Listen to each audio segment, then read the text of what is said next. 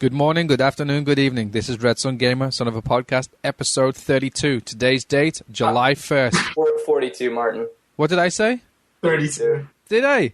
Yeah. What a plank. Dude, that's funny because I wrote we're doing podcast 32 just about a minute ago. Really? That's your fault. I'm channeling. Ryuga Gotoku 5 podcast 32. I'm channeling you, Stephen, somehow. You got like an Indian shaman. Hikari fiber to my head. There you go. Right. Good morning, good afternoon, good evening. This is RedSunGamer, son of a podcast, episode 42. Today's date, July 1st. Coming from all four corners of Japan, representing Yokohama. GTA, Greater Tokyo Area. Okay, there you go. It's Stephen. The new sequel to Grand Theft Auto. It's Is that called what that GTA. It's the first I've heard of that. Is it? First time. They're going to have a locale in Tokyo. And it'll be Sounds GTA. Okay, and in Osaka we have Kyle. Howdy, howdy. Howdy, howdy. And in Fukuoka, or Nagasaki, we have... Elliot, what's up? What's up? Yo, and I'm DJ Mizuhara in Nagoya. So, yeah, guys, welcome to 42. Welcome. Thank you. Meaning of life. Opening question. Kyle, take it to the dance floor. All right, so I had about 1 million different questions going through my head that I could think of. They were all deep and equally amazing. But instead of asking any of those, I decided to rip off one of our Twitter followers' questions instead. Nice. So this actually comes courtesy of Common Writer 1. Thank you for the question, but I think it's a great question to start off with. That's why I'm asking it. I want to know, what are your guys' most precious or most valuable to you gaming possessions? Ooh, that's deep. Yes, and you might have something. You're going to buy us some time, right? By telling us tonight. Okay, I'll tell a Wii story, I suppose. I've had some pretty good things in my day. I think I talked about before how I had like the original Steel Battalion with the controller. I don't use that anymore. That could have been something good. I think for me now, the thing that I have left over that I still consider hand gyrations. Well, that's second on the list. Third on the list, because I also have my 3DS AC adapter, which has recently become a commodity. Anyway, number one is probably I have the American release of Panzer Dragoon Saga for the Sega Saturn. Whoa. I still have like a mint copy of the game. Nice. And that's probably number one for me. Over the years, I've been through cycles where I'll sell like all of my valuable possessions. And then, I'll go like a year, 2 years, 3 years, and I'll be like, why did I sell them? Or why did I sell some of them? And I'll buy back some, or I'll buy back different things, and I'll get into collecting mode again. And then I'll go through a period again where I sell stuff. But Panzer Dragoon Saga has been one of those games for me that I just won't ever sell. I think it's worth something upwards of like US $250 or something now, which is about the MSRP of one new retail release game in Japan now. Is that about right? No, anyway. pretty 100% accurate, I think, actually. But no, it's a game that back in the day, I was an N64 kid first, to be honest with you. I loved the N64, and then Final Fantasy VII brought me into the PlayStation world, and I totally turned into a PlayStation RPG head. But a couple years after the Sega Saturn kind of died in the U.S., I stumbled across a copy of Panzer Dragoon Saga, and I had kind of heard about it, and I knew it was kind of rare, so I kind of picked it up on a whim for a pretty decent price at the time. But yeah, I did play through it and everything. It wasn't just a collectible to me, and it's actually a game that's pretty dear to my heart. It's just one of those games that I really felt, kind of was more than a game to me. People talk about games as art. That game was kind of did that for me, and I don't think it really could have been done on any system besides the Sega Saturn. Just thanks to the way the Saturn did 3D graphics, or no thanks to the way, I don't know, depending on who you are. The color palette that the Sega Saturn had just creates this really kind of dark but really interesting world. So I'd say that. I've had a lot of things. I mean, I owned every single U.S. released Squaresoft PS1 game at one point in time, 32 of them, something like that. I had every single one. I don't anymore. But, Squaresoft? I'm not familiar with that company. I haven't heard. Didn't they close up shop around time? Anyway, I've never heard of them. Falcom? No, okay. Anyway. Yes, but I've owned a lot of things over the years that I would consider pretty precious. But I'll go with Yeah, with Panzer Dragoon Saga. That's a good look. Which, if you look for it in Japan, if you look for the Japanese copy, like 400 yen, that doesn't matter. That doesn't matter. It's true. That's very true. Okay, I guess I'll go next.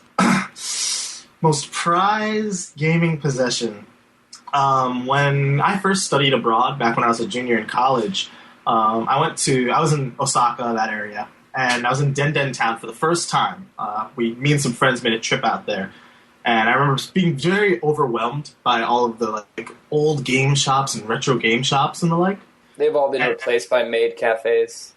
Yeah, it was getting that way by the time I left, but no, it is awesome. It is awesome. Yeah. But I went into Super Potato, the Super Potato that's in Shinsaibashi near Denden Town. Is that the exact same name, or is that just an Osaka annex, or what? No, it's that's Super in Potato. Tokyo. Okay. Yeah, it's the same. It's the same. It's the same store. And for those of you who don't know, Super Potato is a really awesome retro game store in Japan that the walls are covered with screen captures of old games, the floors, the ceiling, everything. It's all over the place. Haven't they got a huge throne made out of Nintendo Game Boy cartridges and stuff like that?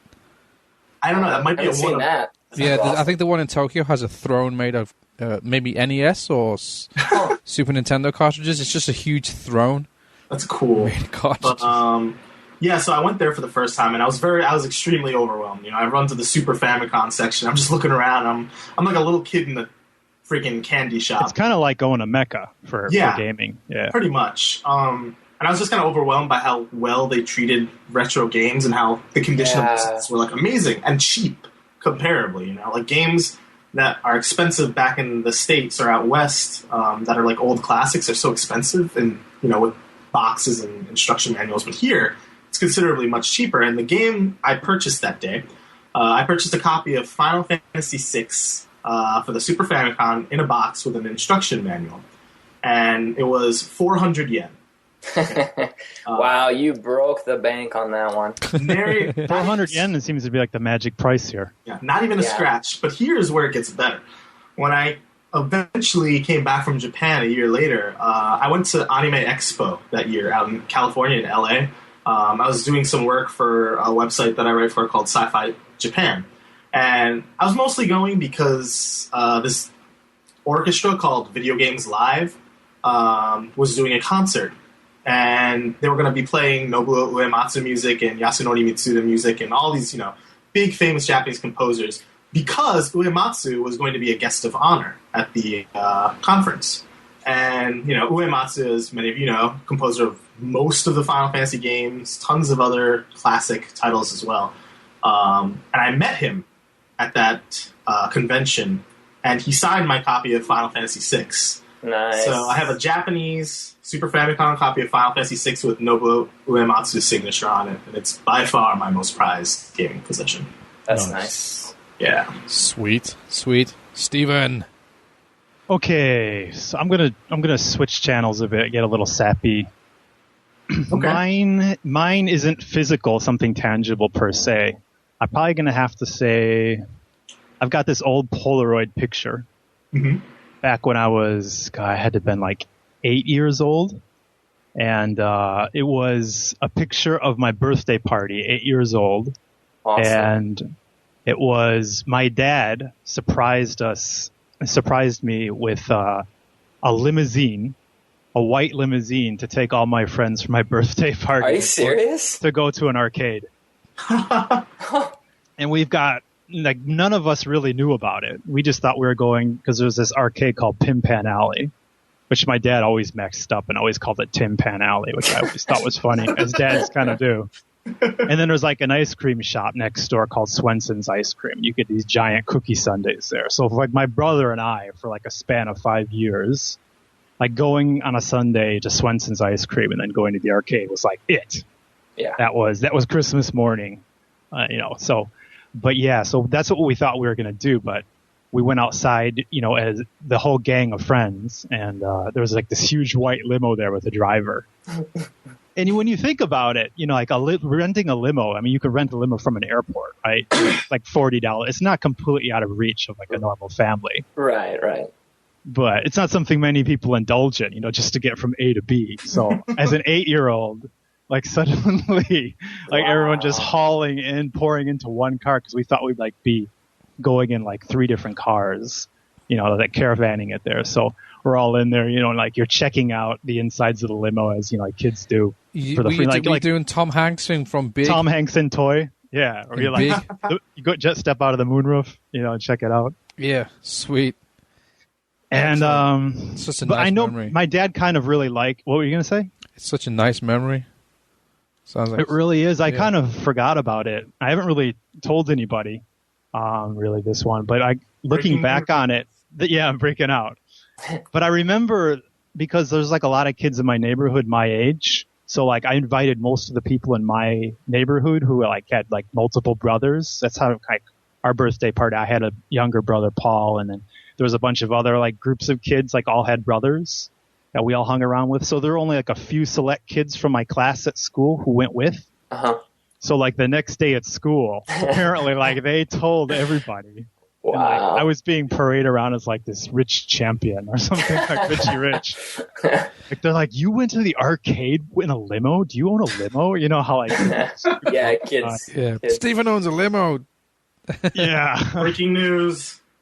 So I still have that old Polaroid, and when I see all my friends like just like beaming from lobe to lobe, earlobe to earlobe that we're going out there. And other than that, I probably have my Mortal Kombat controller that I lugged back from the States last Christmas, but haven't really played. that if I would say it would be my tangible item, but yeah, that memory is something special. That's awesome. Do you keep weed in that box then? Because that's like a weed stash box, right? The Mortal Kombat controller. Oh yeah. There's a lot of goodies you can put in there. Oh, of course. I have no idea what you're talking about. Me neither. Lots of finishing moves in there. Okay. Or Kleenex. Anyways, next, I'll move on. My most prized gaming possession. I got a few. Having worked in the games industry, I got a few like nice items. I think the first one was I don't know if you've ever seen on the internets and that when Sony did they did test machines. They did like a green PlayStation and a blue PlayStation. They were all different debug versions. Yeah, I remember machines. the blue one. They called it the Gyrogetter, right? No, the Gyrogetter was the black one. I thought you just said Gyrogetter. Isn't that what the name came from though? Gyrogetter, like. Oh really? I think that's really where it came from. I don't think so. Because the black one was an item you could actually buy. The blue ones were called like we called them like E1 and E2 and E4 machines and stuff like that. Anyways, There was a green one, a blue one, and obviously a grey one. But the grey one was they were all slightly different debug machines, and obviously they're not sold to the public. But I've still got a green one, a blue one, and a grey one from when I worked back. I can't remember where I got them from. I don't think I was at Sony at the time. It was somewhere else. And for some reason I don't know how I kept hold of them, because I shouldn't have, and I should have given back. I think I kept them when I was at IDOS. I can't quite remember, when I was doing a game in France, and when we were doing a Formula 1 game in France, and for some reason I kept the debug machines. I can't quite remember. And yeah, I can't remember. They seem to slip right into my luggage. No. I was the one carrying them, and I got home. I can't quite remember. Anyways, yeah. So I've got these like fuzzy. Martin Gate. I've got these Martin Gate. Yeah. I've got these 3 PlayStations, which they're kind of rare, and you don't really see them on the.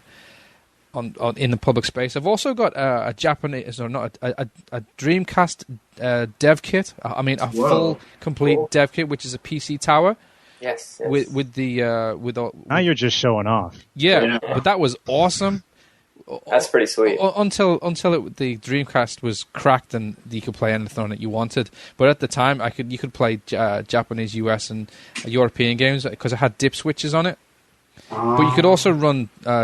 You could run them directly off the PC as well, so you didn't actually need any the GD-ROMs. So you could just have everything just running directly off the PC into the debug kit. But that's what I've still got that as well. That's pretty awesome, and it's most of those running still. They still run. Yeah, they should do. I don't see why not. I haven't used them for 15 years or whatever.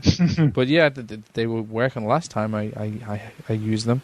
But yeah, no, that's probably mine. It's something that you can't buy in the store, so I think that's probably... Is that stuff your dad bought for his own enjoyment, or that's what you got? No, that's mine. Through your work. No, my father couldn't get that if he felt like. That's stuff that you get through working in the industry, so... Right. So yeah, I somehow acquired those as well, which is great. It's pretty cool. That's pretty cool. Yeah, that's awesome. Yeah, they're pretty good. When you get people who come over to the house are like, "What the hell's that?" And you go, "Oh, well, yeah, that's a Dreamcast." And they're like, "No, it's not." And you switch it on, and it's got different startups and loads of different things that obviously wasn't released to the public and stuff, and loads of weird technical demos and stuff from Sega and stuff that's all over it. So yeah, it's pretty cool. I enjoy it. You were that kid at school, right? We had everything. Well, no, I wasn't that kid at school because I wasn't at school at the time. All right.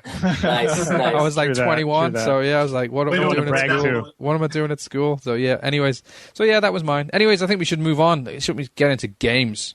Games. Stephen, I hear you were on the train going to work or coming home from work, and you got into a conversation with a Japanese dude about the game. Well, you want to start off with Persona? Yeah. I want you guys to get back into it. I want to know what's going on. Kyle, did you finish it? Because last time we talked, you were saying, yeah, I'll finish it. And I should have put a bet on that you wouldn't, and you haven't. Right? I don't want to spoil anything. I'll put it this way. I've seen the credits, but I'm not done. No, are they your credits? Are they your credits? My credits? My name's not in the credits. No. Have you seen the credits scroll on your Vita? Yeah. So you finished it? No. What? Okay, we're turning into spoilers. You're dancing with the devil right now, brother. Yeah, cut it there. Yeah. I don't want to hear what he has to say after this. Horse carriage way past the horses. I still have more to do. That's all I'm saying. I have more to do. I should have put that bet on that you wouldn't have finished it. Remember last time you said, how finishing it is, but we're not going to spoil it, but... You're killing me here. If we didn't bet on it, I would have beaten it 3 times by now just to show you. That's what I was saying. Are you sure? Because it seems like Yoshida, he's been playing it as well, and he seems 50 hours into it. I think he's ahead of Elliot and I. I've got 65 hours, and again, I'm not finished, so it's a long freaking game. No wonder Sony's in a lot of trouble. All the executives are playing games. No, at least he's playing Persona 4, though. That means he has good taste. Yeah, he's got good taste, but Sony's in a bit of dire straits. You talked about Toy, though, man. I mean, big. He is the Tom Hanks of Sony. He is the one guy who's in that stupid board meeting with a robot falling apart, in his hands while they're trying to do it. But it's not fun. It's not fun. Yeah. Why? So no, I respect that. Yeah, I know. It's not, no, but I see that, and I'm thinking Sony's in dire straits, and they need so many things to come together. And then you see on Twitter, I'm 50 hours into this game. I'm like, dude, where'd you get 50 hours from? The game's only been out for 2 weeks. Well, he's on a plane all the time, Right. That's true. He goes. What was that? What was the name of that? What was the name of that? Zoltar. Zoltar. That's it. Maybe he's a Zoltar kid. There you go. That would make everything make complete sense. Oh God. Okay. Well, anyway, carry on. Persona 4. Oh yeah. So I don't know. I mean, Persona for me is just. I feel like it's just a supermassive black hole. Have you ever seen one of those pictures of a supermassive black hole swallowing up a star? That's one of those pictures. That's how I. Yeah. You cannot be a Renaissance man and play Persona. You can't sculpt. You can't bake bread. You can't live. So you don't want to be Danny DeVito? What? Oh, right. Great movie. Renaissance man. Excellent. So no time for Shakespeare. So you were saying to me that you were on the train and you got talking to a Japanese dude. Please explain. Right. Yeah, so this wasn't on the train. This was in a restaurant, actually. Okay. Wow. So, you're chatting up guys in restaurants now, eh? Well, no, I found my Vita gaming oasis, basically. Oh, you did? And, trying to, I think we talked about before the podcast how I like to play console games in the house and then handheld outside. Okay. You can't do vice versa. So why should I play in There you go. handheld, yeah, taped to a helmet, my PlayStation on the train. But so yeah, I've been kind of looking around for like a restaurant that's sort of near work. So like afterwards I can kind of like just kind of duck in and get some gaming in before I go home. Mm-hmm. And there's this place called Yayoiken, which is in Japanese they call it a teishoku yasan, which is where you can get like a set meal. Love them. And they're good. Good teishoku yasans are hard to find. They always like in Japanese they call it harahachi bume, which is like eating just till you're 70% full, where you don't like gain weight or lose weight. That's kind of like what a teishoku is. Like, so going to that place is perfect for gaming because you're not so stuffed where you're just like, you can't play afterwards because you fall out. So yeah, I found this place, and it's like even within like blast radius of work. Usually you want to like get away from work, but no, it's just like within real close. And I just duck in there ever since I bought the game, probably about 3 times a week. Like they know me now. And I've got like my little, and the reason why it's good is because like they've got like ramen shops where there's just like the counter. You can just sit down and do your own thing. You don't have to worry about like chatting up with people. So like they have like this huge center table with a partition and like this little area where you can just sit down and you're just sort of facing the partition. You can just eat there. So you like, because you like, especially in Tokyo, if you guys live in Tokyo, you'll notice that like when things get crowded, like they'll right at the front door where they greet you, they usually say because if they run out of seats, they'll sit you with another person at a table. Yeah. Have you ever seen that? Yes. Yeah. Like they'll be like, "Oiseki onegai suru bai ga arimasu kedo yoroshiku," like that. Like we may have to like sit you with somebody else. Is that okay? You know, you can't really sit there and enjoy anything, especially Tokyo. It's awkward. Yeah. I don't know, Nagoya doesn't get that crowded, but so this is the good place. So I sat down there and then I seen this other guy, he has a Vita out. I'm like, oh, this is first time to see a Vita in the wild. Ooh. So I'm like, oh, and he's like sitting right next to me and I'm like, oh, he must know what's up. He's at Yayoiken with his teishoku. Yeah, get his game out, right. A man after my own heart. Right. And actually he's getting up to like, it's because they have like a self-service huge rice cooker, and you can like go up and like fill up your rice again. So he like puts his Vita facing down so no one can see the game he's playing. He's like all discreet, and then he goes up and he's like he's dishing himself some more rice, and then like he sits down, and then like he turns it around and then I could see that, oh man, he's got Persona on. So I'm like, oh, I gotta strike up a conversation with this guy. Because at this point, I'm like about 25 hours in. So I'm still wearing my noob suit. Like I still don't know like everything inside out yet. So like I kind of like just duck over. And he actually had his phone out as well. It looked like he was looking at his phone while he was playing. Maybe looking up facts. And he was looking up facts, I found out. Yes, I just kind of look at him and I'm like, Donna kanji desu ka? Daibu susundemasu ka? Like, how are you getting along with the game? Are you well into it? Then he's just kind of like, I think he was kind of surprised I just struck up a conversation. Then like he pulled off his headphones because he had his headphones on when he's playing. Then he's like, I'm 80 hours in, yo. And I'm like, I didn't want to destroy him. He's like, I think I'm almost finished. and so then like, I kind of like, oh wow, that's great. And I'm like, I'm 25 hours in. I still don't really know like everything about the game, and I could tell like he just kind of wanted to get back to his game. But like I just had to because I still didn't know a lot about how to fuse. The fusing of the different Persona characters. Because I got to the point where I was fusing the characters, but I didn't know if I was fusing them like the right characters together. Sure. But like you can only fuse up to like 5 Persona characters at a time. I think is what it is, right? Yeah, where I'm at right now. Yeah. And so I'm like, I was at full capacity. I'm like, I got to do something about these characters, but I don't know what to do. So I ducked. I said again, like, how do you fuse these guys? What do you expect? And I didn't actually. Yeah, there's like certain things in there. There's like a marker that says if you have acquired enough social links. So if you fuse these characters, you'll get all these extra experience points. Yeah. On top of fusing this character and stuff like that. In the Velvet Room, there's actually a whole little area where I realized that you can go in and ask all these questions and then they'll answer. Yeah, there's a whole... I kind of didn't actually really look at any of that yet.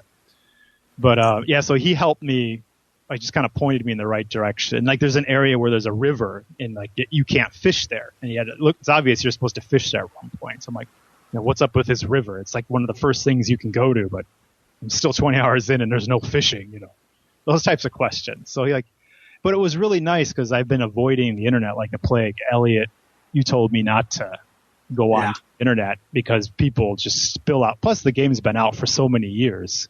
Yeah. I mean, there's just stuff everywhere, spoilers. So it was nice to be able to ask some very specific questions and get answers back. And then he wrapped up and he's like, "Ganbatte kudasai," because he knew I was kind of clueless at that point.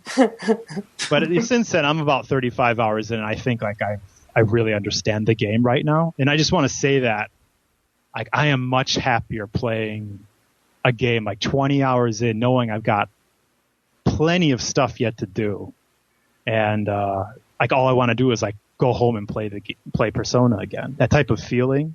I talked about this earlier. That's great. So you can't really get it with a 10-hour game. It's true. It's very true. It's like a very special. It's like watching a TV series that you're really into. You have a lot of playtime left.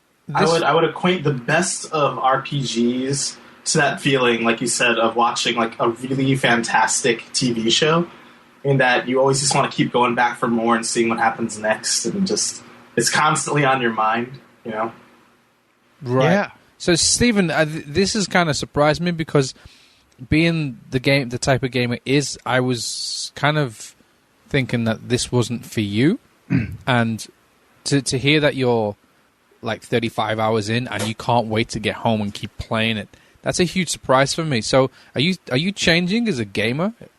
No, I think this is just a perfect example of a game that I would have enjoyed all the time, but it was lurking under the surface. And Steven, let me say this, and this is a slight spoiler here for you, but you do know that Master Chief does not show up at any point in the game. I'm just making sure. If that just crushed your hopes for the future of this game, I really apologize. It's okay. I'm taking care of it in November. So. All right. By the time I finish Persona, Master Chief will be coming out. So. Got it. Just making sure. How many hours are you in? Well, I think I let the game sit for 3 hours at one point, but I'm at. Whoops. I always tend to do that, but what were you doing for 3 hours? I don't know. Anyways, I think I was getting something out of my. Let's not dig deeper into that. I was getting something out of my Mortal Kombat. You were defrosting your fridge, right? Defrosting the fridge. Dusting my Mortal Kombat controllers. It takes a while. But yeah. So what was the question, man? I can't remember. How many hours do you have it on it? So you're surprised, Martin? Yeah. I'm extremely surprised. I thought that as soon as that you would have saw like the anime side of it. Well, I'm really surprised myself. I would have thought this is what makes it all the more fun. Like, and this is I think this gets back to the whole joy of. I'm getting a little mushy here, but having Elliot, Mr. Master Chief Smarty Pants over there. Love on the podcast. Having this on the podcast. Yeah, I mean, because otherwise it's just me and you going back and forth at each other. Right. We know what we want. You become sort of jaded in your ways with the limited amount of time you have with your gaming, that you don't venture out as much. But you've been in Japan for 13 years, so I'm quite surprised that you hadn't ventured out until this kind of time already. You know what I mean? You've been for Japan for like 13 years, and you got to remember, I haven't really had any handheld games. So like, if I walk out on the street, I can't play Master Chief, right? I can dream about it, but I can't do it. Oh, okay. So I mean, right now, I'm talking about the restaurant. So I'm getting, in addition to the restaurant, which is like about an hour and a half before the place fills up and I have to walk out of there.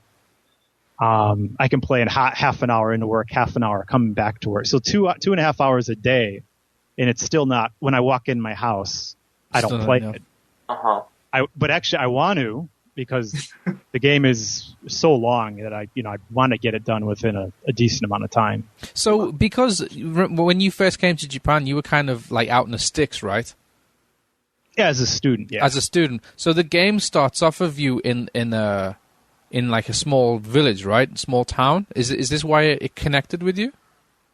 Well, there is the whole. This is real Japan. Because it doesn't feel like it's like something like you're in Animeville. Right. You know how like certain this feels like you're in Akihabara, like you're in like a nasty 5th floor subterranean area of Akihabara with the nasty, games and stuff. Right, like because number 3, Persona 3, you're in a city, right? And then number 4, your parents go off somewhere and you get put with a family member or something. Yeah, your uncle. Yeah. I will say one thing that I have like deep respect for with the Persona games so far, and I mean in particular Persona 3 and Persona 4, is that aside from like some optional costumes that have nothing to do with anything at the end of the game, there's like no fan service. And that might be my opinion because, I don't know, I guess different people look at different things in different ways, but they don't go overboard into that territory, if you know what I'm talking about. Sure, yeah. The Persona 4 anime was out, and there was a scene in the anime. There's a scene in the game where they're in a hot spring, basically, and the guys accidentally stumble upon the girls in the hot spring. This happens in any game ever. And I mean, that is just like such an opportunity to exploit fan service. And in the anime, they did a little bit, but in the game, it doesn't happen at all. It's a great scene. Right. And I gotta say, the characters are really good. Yeah. Right? Yeah, right, yeah. I'm kind of amazed. Like, I'm just laughing out loud on a regular basis.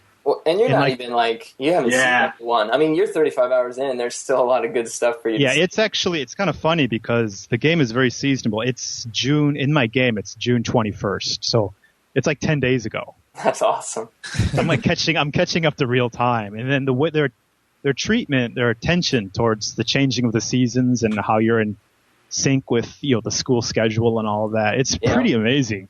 Well, just wait till winter, too. You'll see. I mean, it holds that throughout the game. It's awesome. Yeah. So it's something to look forward to. Like, they just went on a camping trip, and there's this Bosozoku guy who's got, like, this pretty questionable sexuality.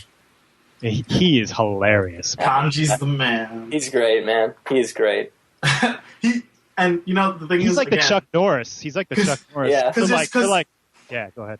Because you're so early, too, it's awesome because, like, these are characters that you're going to spend, obviously, a lot of time with, and they only get better and funnier and more interesting as the game goes on. Like, Kanji is one of my favorite characters for a lot of reasons, but, like, particularly his depth to him. His relationship with the other, like, members of the group is just so funny to watch because he's younger than all of them. So he's there's that kid Yosuke who's, like, awesome comic relief already. And they're lighting like this, and then Kanji, who's like comic relief on top of comic relief, and then you have the Yukiko girl who's just laughs at them sometimes.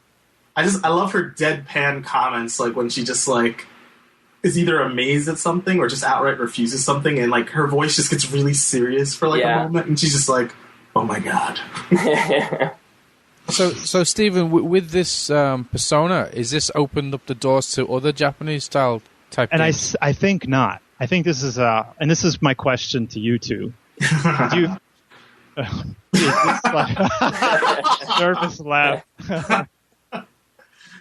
Well, no. Right now, I'm of the opinion that this game is very bent hard on reality, sort of like, I mean, you're sort of living this life vicariously of this college student, sort of just living a normal life minus the dungeon crawl. Or a high school student, sorry. That's okay. minor correction there. Yeah, just helping you out there. Pushing up the glasses. Yep. Right. So are there any games out there in this vein that don't belong to Atlas that you think like, oh, Steve, you're just scratching the surface? We're going to pull you under now, and you're never going to come up. I mean, are there other games out there that I should be playing? Because once I finish this, I'm going to be like, I don't want to play RPGs for a while. Right now, I'm feeling like. Sure. Well, I mean, the one thing about the game is it's pretty heavy. It's the kind of game, in my opinion, that once you finish it, I mean, you wouldn't just want to start, the next game in the series or something right away. I mean, it's pretty emotional. It's pretty sweeping. Elliot might have a different answer, but I don't think that this game will get you into much else just because I think Persona is pretty unique. It is, very much. I mean, there's not much else that you'll find that'll be like, this is like Persona. There are. And this is coming out really. So what is this? October in the States. Yeah. Correct. Which to me is pretty. Like I want to wholly recommend this game to people. I don't know how I'm assuming localization is done well. I don't know that all the cultural references are they all. I'm not really thinking of it in terms of somebody who hasn't lived here. It's a fantastic localization. Okay. And it's interesting too because as I played through the game in Japanese, I played through it in English the first time. As I played through it in Japanese, and there are new test questions this time. You know how there's those questions? That messed me up so bad. They're not the same as they were in the PS2 game, Steve. Just so you know, they changed them so that you wouldn't know all the answers already. I figured that. Okay. And I think some of them are pretty interesting. It's going to be interesting to see how they change them for the English version because they ask questions about like what does this mean? What does this English word mean? And different things like that. You can't really just translate it like that. You know, you'd almost have to like switch it over like. Oh, what's the Japanese for this word or something like that, you know, but it doesn't work quite as well the other way around. So it'll be interesting to see what they do with some of those questions. I feel like that was an interesting translation point as I played through the game. But it seems like a lot of those questions are pretty easy for a Westerner, though. I don't know, the way it seems like they're written for somebody who, if you have basic knowledge of the West. Well, right. And that's what I'm saying is they don't, you know, they're going to have to change it so that it's not like super easy for everyone, you know? Yeah. Exactly. So it would become more easier, not more difficult is, I guess, the point. Right. Yeah. But if anything, I mean, if anything, like Kyle was saying, you know, there's nothing quite like this. I mean, there are games of equal quality, but not the same type of style or format. If anything, the next thing you might want to check out at the end of July, beginning of August, is the Persona 4 Arena fighting game, just because it actually serves as a sequel to this game. And so it'll be interesting if I'm so into the characters that because I want to play a fighting game, which is totally because the thing is that it has a very strong story element because it's being produced by Arc System Games, who made Blaze Blue, and the story mode in Blaze Blue is it's like deeper than many RPGs. Yeah. It's a visual novel in its own right, and apparently this is as big as, if not bigger. So if you finish the game and find yourself wanting to revisit these characters just in a different style, so you're not, you know, so RPG'd out, that might actually be a good next purchase at some point. Yeah, and I know that you said games that aren't by Atlas, but if you really enjoy Persona 4, you should definitely go back and play Persona 3. Yeah, at some point. Yeah. That would involve getting what is that? What is it playable on? You can play it on your Vita if you download the PSP version. I would recommend playing the PS2 version first because they have a version called FES. Yeah. And the FES is like there's like an append version, like an extra quest that came after the actual end of the game, and it's actually got some nice meat on it. So I would recommend that you play that version on the PS2. And that's available on the PS3 actually as a digital download, I believe. The English version is, yeah. The English version is, yeah. This is actually the first game because I don't play games to like learn Japanese per se or anything like that. But this is actually the first game where I'm like, oh, I'm going to remember that phrase. I'm going to remember this phrase and that phrase. And their expressions are really rich. And because these tough guys like Kanji is saying it, I mean, he's got all these Bo Sozoku, really tough guy type expressions. It's hilarious, man. Nice. Okay, I think we should switch gears. Anyone? I don't know. How are you? No, but Martin, how are you feeling? Are you sold on it already, or are you just waiting for the English version? I'm waiting for the English version. I mean, from all what you guys have been talking, I'm extremely interested in getting into it. But as I said before, the kanji's a bit too much for me. I'll get lost with all of the kanji. You mean the character kanji? Because he's a bit too much for anyone. No, not the character kanji. I'm just kidding. I know. You're a smart ass today, aren't you? What's going on? What have you been drinking? Yo, Kyle, because he's doing the podcast from the laundry room. That's true. I really am. It changes who I am. Got my laptop up on the laundry machine. But Martin, I just want to add one more thing. Just because the first time I was playing it, last time we did on our podcast, we didn't talk about really the online stuff. Oh, but, right. Okay. Like what is new with, what's new to the Vita. And there's the whole, I think you touched on this briefly, but the whole aspect of being able to press the voice button in the upper left-hand corner and pull up all the answers because if it's your first time through the game, as you advance through each section of the day, you can press the upper left-hand corner. It will say all these bubbles will pop up of everybody, what they did. and like some of them overlap, and often you have to like sort them out. Like you can take your finger and like push all the little clouds over to one corner and like, okay, 10 people said this, 8 people said this. Seriously, what do I want to do? I need to think about this. There's so many different choices that you have. There's so many different things you can do, and that's why that feature comes in handy and why it's interesting. But especially comes to be the case later on as you like start to get close to maxing social skills. Yeah, I'm almost maxed on one area already, which is also getting really interesting. So yes, I'd like to point out I have maxed my Chie social link. That is my first maxed social link. Nice. You got a trophy for that? I did, and Chie, she's the best. So just saying, she's pretty cool. But it's really nice to be able to like feel you're connected online. Like when you played Catherine and you finished a level, and then they showed the online like answers, the polls of who did what, whether you choose this answer, this answer. It's very Atlas in that regard. So that's like intact. I can say, like, oh, this is Atlas has continued this through from Persona all the way into Catherine. And then, of course, when you're in the dungeon levels, if you're like, and you want to send out an SOS signal because you're almost dead, you won't know if someone responded until you enter battle, which is interesting. But once you enter battle, it will say so-and-so responded to your call, and you get X amount of hit points and some, like mana points, which is pretty cool. Yeah, it's great. The connectivity is really cool. I'm not a huge fan of like super social connectivity in games that don't feel like they need it, but this feels perfect in my opinion. Just enough. Yeah, I think it's great. I will say, and I did touch on this last podcast, but I feel like I can say it now for sure. This is, to anyone listening, this is definitively the best version of Persona 4 out there. There's no question. It's not going to be a debate, kind of like the PSP versus PS2 version.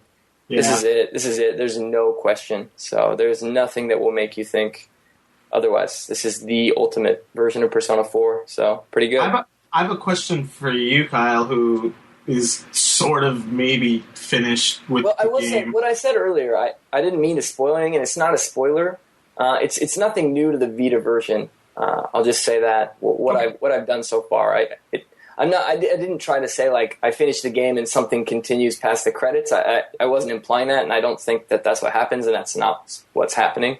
I'm just getting that out of the way. I didn't drop like a major bomb or anything.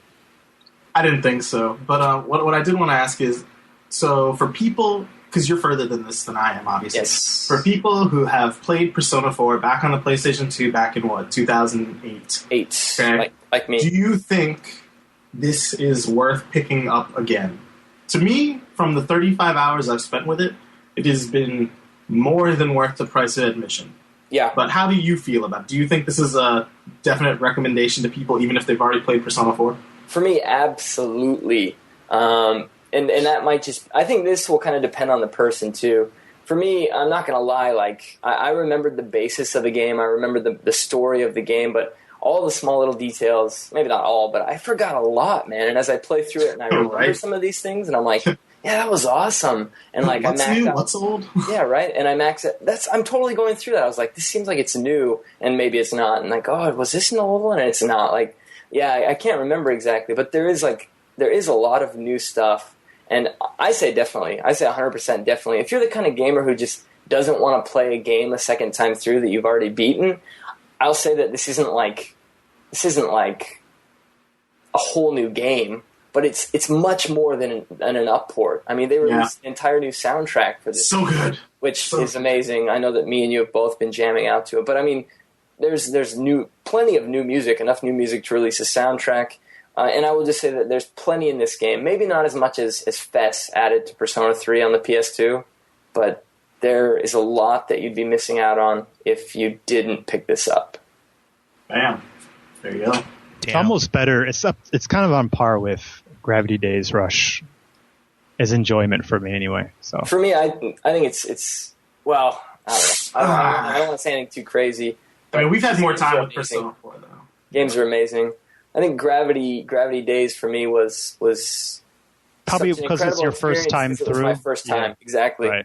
But maybe because this is my first time with only my second time with an Atlas game and the first time with this genre that I'm really getting into. It's kind of enhanced. But I will say, I'm very surprised at how addicted I am to Persona 4. Like, I've beaten the game before, and like I am still like so freaking addicted to this. Like, I just can't put it down.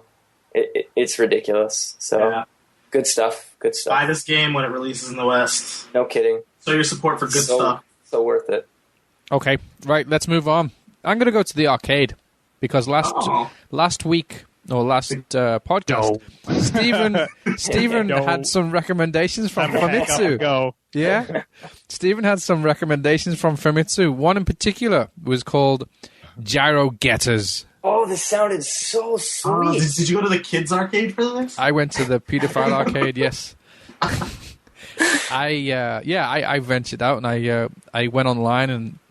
It usually tells you locations of where arcades are in Japan, and obviously I looked up Nagoya and I found there was this Gyrogetters was in the arcade next to where my company is in Kanayama in Nagoya. So I was thinking, okay, so I can go to my monthly meeting and then get some game time on it. See what it's like. Hardcore gaming. Yeah, you would need this, right? Because it sounded so sweet. It sounded sweet. It sounded sweet, and that's where my sweet, defense like taste of children's tears. If you could kill a messenger, Stephen would be dead by now. In the 1500s, I head on a stick. Yeah. Oh dear. In my defense, I was going completely off of the trailers, which I still stand behind. Those things were really intense, and just to say, it lay everything on the table. You did watch those. Yeah, so. I did watch it, yeah. And it totally sucked me in. For people last week, this is the one where you completely transform, right, as you play the game? Yes. From like a car to a robot. You go from driving from A to B, an A to B race game where you're racing against target competitors, and you have to beat them to like location B. And were there other kiddies there that you could play with? You all alone. Steven, no. I played alone. Steven recommended this. Now he's just rubbing it in. Yeah, seriously. Please don't. Anyway, you race from A to B, and when you get to B, you need to be beating your rival. When you get to B, you then transform. You transform from your car into a robot, like Transformer style. And then when you hit B, you need to, your actual steering wheel, you have to push the steering wheel up, and as you push it up, 4 like hand triggers, gyro levers like come out of the unit. Gyro levers. And yeah, gyro levers. It doesn't say that, but it'd be cool if it did. But anyway, all these flashing lights start flashing and stuff. Well, that's what they call it on the website. So. It looks great. It looks awesome and Segway technology, probably. But the actual driving is pathetic. So in the video, it looked like a Ridge Racer drifting, but it wasn't that at all. Well, okay, you've got your steering wheel, and you've got to have one of those. Yes, you kind of need one of them for a racing game. Right? You've got like a lever on your left, which is boost and brake. So when you turn the corner and you want a power slide, you have to use the lever and pull it down to brake. And then you push it forward to boost, and you've got a boost gauge. And you have to collect like boost items that are on the actual track. So you collect them and your boost goes up so you can boost for longer in order to pass your competitors from going from point A to point B. So while you're actually racing, the actual controls feels like have you ever been to a supermarket and you've got a shopping cart with a bad wheel? Oh no! Well, think that you've just got a shopping cart, cart with 4 bad wheels. Fun. Yeah, 4 bad wheels on this shopping cart. 4 bags of something you don't want, with like right at the end of the aisle. Yeah, can't be bothered. It just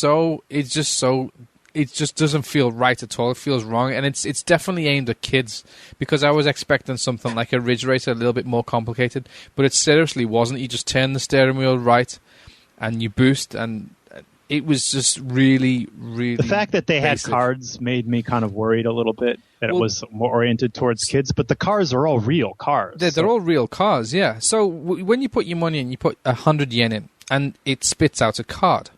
And you use these cards. These cards have all got like a barcode read on the back, and you place the barcodes into the machine. So if you've got like more than 3 cards, you can choose which cards that you want to take into battle with you. So I played this more than 3 times, so I got like 5 cards. So I could choose which cards I wanted to put into the machine, because you can obviously have up to 3 cars with you in your team, and then you can choose which order they fight in. So before you race, you put your cards in, you race, you get to the end, and then as you get to the end and you push your steering wheel up, and it transforms into this like rock scissor paper game. Fun. Yeah, so that's what I was like, oh god, that's the bloodstream of the universe in Japan. Japanese. It's true. That's how they decide everything here. Yeah, so that's what I'm saying. This is how they're catching the Japanese kids. Is not only it's got cards, you collect cards. It's got rock paper scissors, so therefore it's an instant winner in Japan. So yeah, you get rock scissors paper, but you can break the rock scissors paper by it flashes in the bottom right hand corner. Your like speedo will flash, and if you because you've got 4 of these triggers, if you're able to like get the right sequence of flashing while the speedo's flashing, if you get the right sequence, you can break the rock scissors paper and then do like a crazy damage maneuver. So that's kind of interesting, but I know the whole game just didn't feel right. The driving felt bad, and I wasn't particularly into. Like, it was like, oh god, I feel like I'm in school again, because it's rock scissors paper, and I do that every day in school, and I didn't want to do it in the arcade. So all day, every day. Basically, you're a guy whose driving is your hobby. You play rock paper scissors, and you're a flasher in a speedo. This is basically what I'm getting at. Wait. I'm not even surprised. Wait. Where's the part where you get to fly around the Earth like Superman? Oh yeah, that part. Because I was pretty pumped about that in the video. It's just like rocketing around like Superman, like changing the axis of the spinning axis of the Earth. No. How's that just a group hallucination? That doesn't happen. Yeah, is that just trailer meth? Promo material. I think you mean smoking something, Stephen. That's probably in your Mortal Kombat arcade stick box. No, man. Not the trailer, I swear.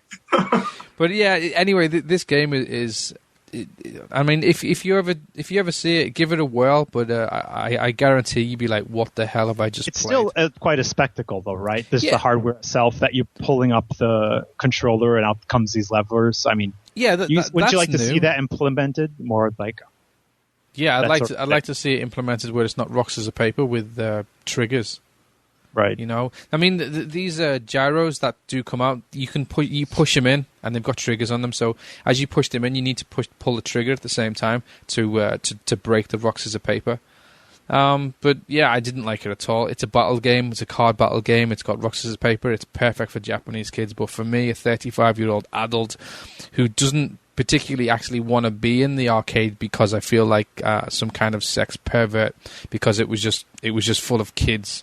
And like the adults who were with them, like all staring at me, wondering why the hell I'm sitting in this arcade.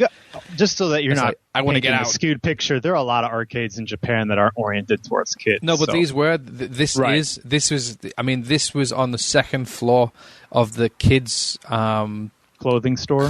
Kids' clothing store, and in the corner there's an arcade. So all around me, there's kids shopping. There's mum and dad's buying sneakers for their kids, and in the corner there's a little arcade, and it's full of kids playing card games, and I'm sitting there going, I need to get out quick. Martin, you were totally that guy.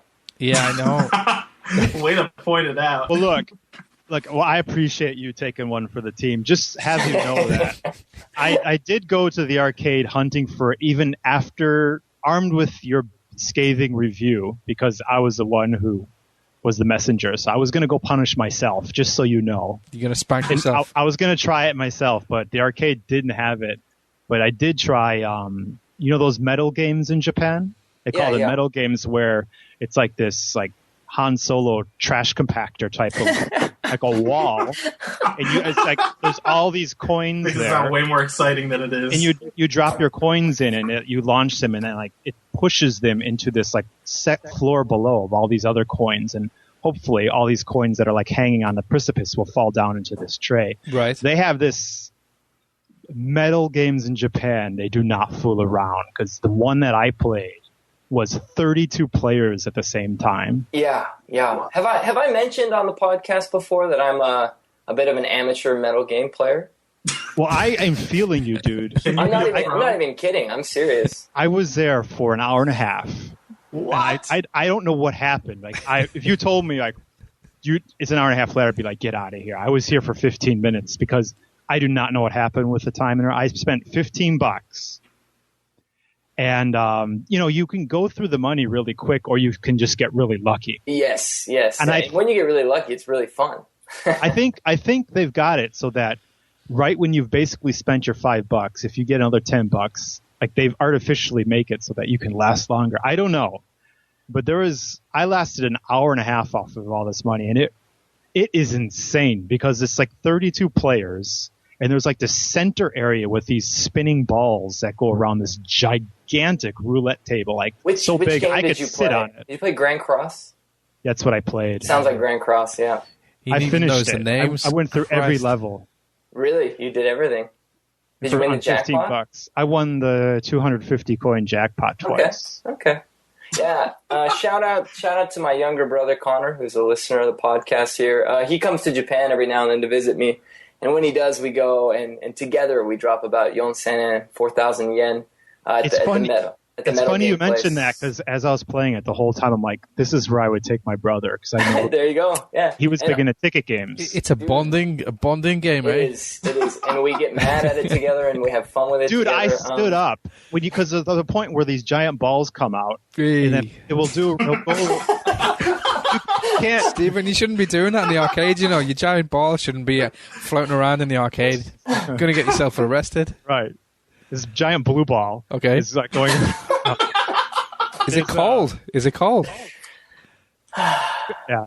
So, but you actually have to stand up to see what's going on. You do. Standing up and watching. I'm screaming at the screen. Do you need a mirror? Because there's these jackpot areas, and then if it will go down. But if it doesn't, you're still getting major points. And then there's this moving lever, and it's attached to this hole, and you have to send it down this hole. And it's a very Adam Sandler moment. It's like, are you too good for your hole? Yeah. Go home. So let me get this straight. Home. You need to get your blue balls into a hole. I'm not gonna lie, dude. Me and my brother, last time he was here, there were 2 days where we probably spent about 6 hours each day. I totally get that. Playing metal games. And we got even more addicted last time he came because there's now a Monster Hunter metal game. And as you play the metal game and your medals go into the slots and stuff, you build up your hunter and you recruit up to 3 others. You get 4 hunters like in the game, and then you go and hunt the legendary monsters from the game. And all the while, basically, all you're doing is you're getting more medals, but it incorporates this whole game into it where you're fighting enemies and screaming at the machine because the whole trick behind the thing is it gets you to the point where it's down to one decisive blow. Will you win or will the computer win? And it builds you up because it keeps juking you out.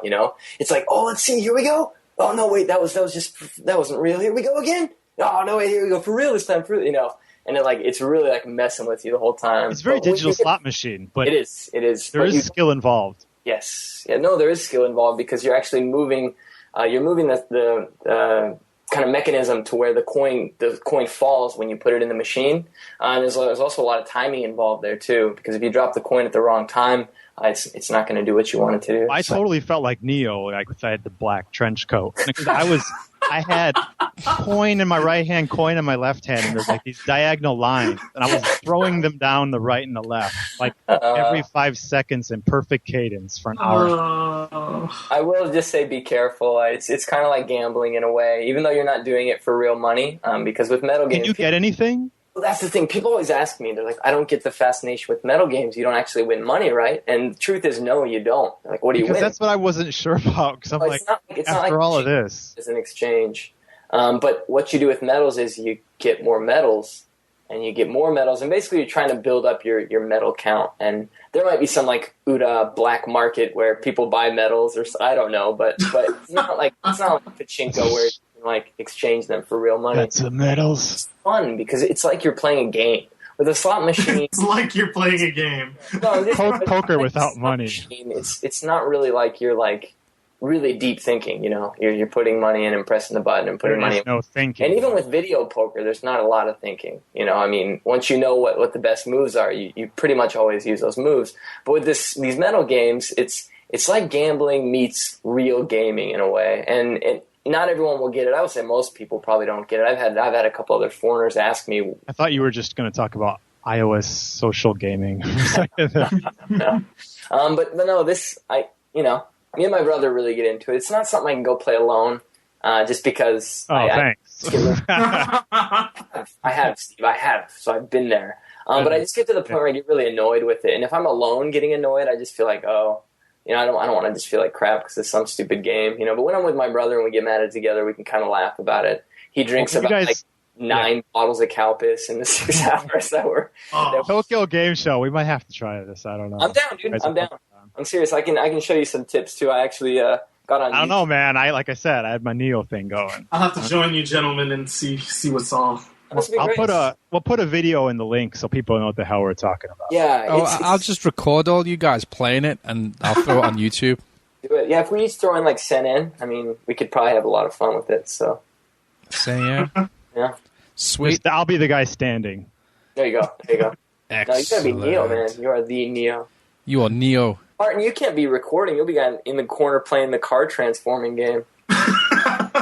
Hey. F you. Gyrogetter. No. Come on. Don't make him. No, thank you.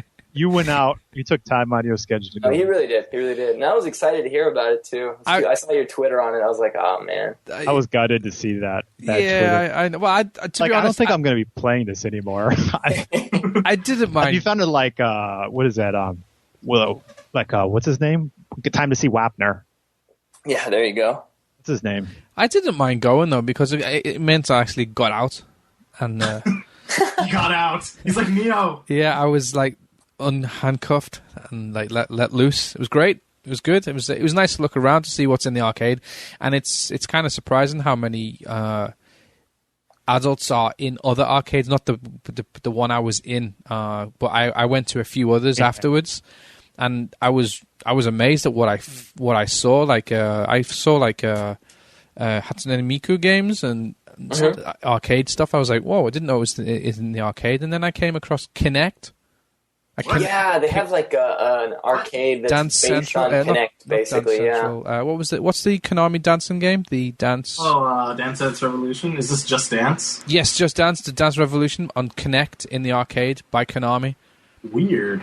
Yeah, I think it's called Dance Evolution. Dance Evolution, yes, it is, and it's Dance Evolution. Dance Evolution, and it's using Kinect, and it was hilarious because there was about 40 Japanese people all lined up against the wall. It's funny. They do that here too. Yeah, they line up all against the wall, and the other people who were actually waiting in line are watching the dude playing, and they're all dancing, and they're all like making sure that their dance moves are perfect. And then when they go on there, they put it on like super hard, stupid mode.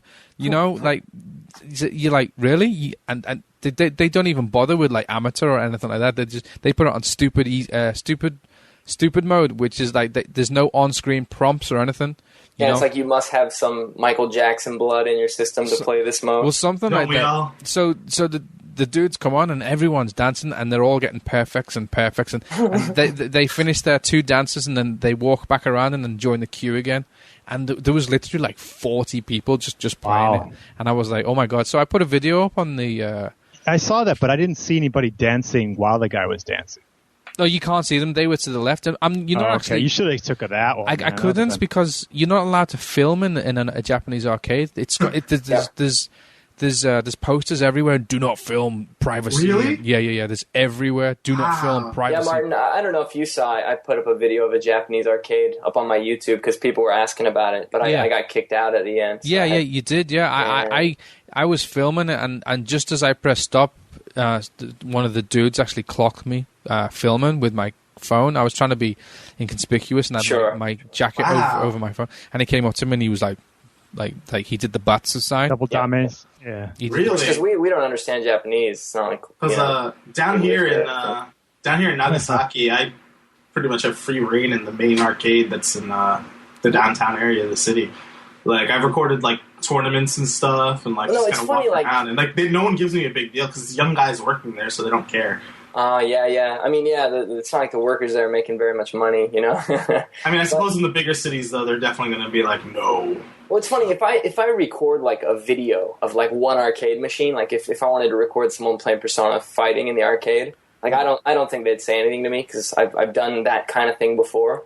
But when I was like just had my phone up and was walking around the arcade taking video, I think the whole reason they tell you not to is just because it makes other people uncomfortable. Like I'm in this dude's video, you know, kind of a thing. And in Japan, it's a privacy thing, isn't it? The Japanese bit of one.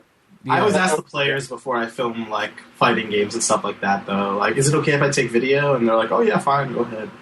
Yeah, it's always best to ask. No pressure, dude, but this is going up on YouTube. Millions of people are going to watch it. Don't lose. Yeah, but what I was actually surprised that Kinect worked. Yeah, the one time I was like, works. wow, it works, and it doesn't need any calibration at all. People just step in and then step out and then step back in again. Do you know for sure, Martin, is that an actual Kinect, or is it technology based on the Kinect? It says technology? Kinect. It says Kinect on the... Okay, I didn't know. I've seen that. I've seen that here as well. They've got that. Yeah, so I was quite surprised. So I was like, I guess these are the people who actually bought Kinect in Japan. There you go. Because they're that good. It's a very show-off culture. So. Yeah, they're that good. There's only one way to get that good is a lot of practice. And if they've bought the game, obviously they can be that good in the arcade because it's the same title, same tunes. So, yeah, I think it's a great idea. I like to see that stuff is being showcased, though, because that's, I think, the most fun we had playing the dancing game was you got a bunch of people together doing it. So. Yeah, that was Dance Central. I mean, that's better than Dance Evolution. But Dance Evolution is more pata, and that's what the Japanese like. Right. Oh, yeah. Hand dancing. The hand dancing, yeah, and stupid. With no expression. Stupid movements. Anyways, let's change gears again. Let's get out of the arcade and let's get back into the home, and specifically a PC. Oh God! PC game. You mean get back into the home and then never leave your room forever? Okay, actually, no. Let's get into the car because that's where I started. Which is hilarious. Which is awesome. You're so hardcore, Martin. You're like more hardcore than any of the rest of us. Yeah, seriously. Down by the river. It's all about that car gaming. Car gaming. So this is what you get pocket Wi-Fi for, right? So you can game in the car while on the go. Almost gave her Down by the river. So we're talking. What game are we talking about? I was going to say we're talking about Phantasy Star Online PC. Two. This is important. Yeah, sorry. 2. Yes, there you go. Demo came out 2 weeks ago now. Not demo. Well, open beta. Open beta. Okay, open beta came out 2 weeks ago. Sorry. I don't mean to be that guy, but it's okay. I'd pre-installed it because I was in the closed beta, so I pre-installed it and I had basically the client ready to go. And as soon as I think it was 4:00 came. Yep. 4:00 came and basically it went online, and it went online straight away. And I was like, "Wow, it's online straight away." It didn't fall over or anything, so I was pretty surprised. But I started it from within my car. So, I guess you were on a laptop then? I was on my laptop. I had my 360 controller plugged into it. I had a pocket Wi-Fi, so I was all hooked up when I was going. And soon, and I don't mean soon, but maybe in the next 8 months or so, you'll be able to do that much easier. Yeah. On your Vita. Yeah, well, that's what I'm hoping because I noticed when I was playing it in the car park of of a game store I was in. I was playing in the car park, and there was dudes behind me staring through the window watching me play it. Yeah. What is this guy doing? Yeah, it's like I'm sitting in my car playing PC games. Well, yeah, it was good. It was fun, but the ultimate in portable gaming. Yeah, exactly. But I haven't played a lot of it, but I know that Kyle probably hasn't slept for the last 2 weeks. It's been rough. It's been really rough, man. It's been rough. Is that why you're so sarcastic today? Because you've been drinking Red Bull for 3 weeks nonstop? No, actually, I haven't been. Anyway, nothing. Never mind. But maybe. sugar. How many hours? I've lost my mind. Yeah, it sounds like it. I have 65 hours on my character. What? And that's along with 65 hours on my persona. You are insane, dude. And this is all in the last, I'm just going to say the 3 ugly weeks. truth is coming out. To give you the idea, he has 65 hours on PSO2. I have 15 hours. So what level are you at, Kyle? You're like 30 or something? My hunter's 30. It's capped at 30. Oh, really? My ranger is level 12, and my force is level 19, something like that. Jeez. Which went up 5 levels since I played with him the other day, somehow. You mean yesterday? So, Elliot, what level are you at? My ranger is at level 14. That's it. Oh, really? Well, you're lucky because I got one character running right now. my ranger is level 5. It's pretty good. It's pretty good. Oh, it's not bad. I will say I'm highly enjoying ranger, which I haven't always enjoyed kind of ranger types in games like this, but they made it really fun in this. Yeah, So- ranger's been a blast so far, literally. So, are you going to get into it, what it's all about? All right, you want me to start? Yeah, spiel. Give me the basics because I'm totally in the dark. 'Cause All I know is did- I had one friend who played Phantasy Star Online all the time while I was playing other games on was Xbox. that- So that's all I know. Okay. Okay. Well, you know a lot, Steve. No, I'm just kidding. This is Phantasy Star Online 2. For those of you guys who don't know, Phantasy Star Online originally came out on the Dreamcast about 11, 12 years ago. After that, it saw releases on the Xbox, the GameCube, another release on Dreamcast. It also had a release on the PC itself. It was followed up by Phantasy Star Universe, which many people sort of saw as Phantasy Star Online 2, but it really wasn't. It was quite different and not nearly as good. But anyway, this is Phantasy Star Online 2. It's currently in open beta, which means that the full game will be released quite soon. We don't know exactly when the open beta is going to end and when the full game is going to begin, but the data from the open beta will be pulled over into the game. That's why I've been pretty much playing this so hard, is because I won't lose any of my progress. It'll all be pulled over into the final game. So, They're gonna make you a mod. No. you... I will say there are people on there who are much, much farther than I am, so... It's crazy. Yeah, are you able to buy stuff in this? Yeah, here's the thing about the game is free to play. Right. And what that means is that you don't have to pay any money monthly to actually get on, access, and play the basic game. But what it does mean is that there is basically a premium fee that you can pay every month. And I don't know, I haven't looked exactly what every single different thing is, but I believe the premium is around 1,200 yen, maybe about $15.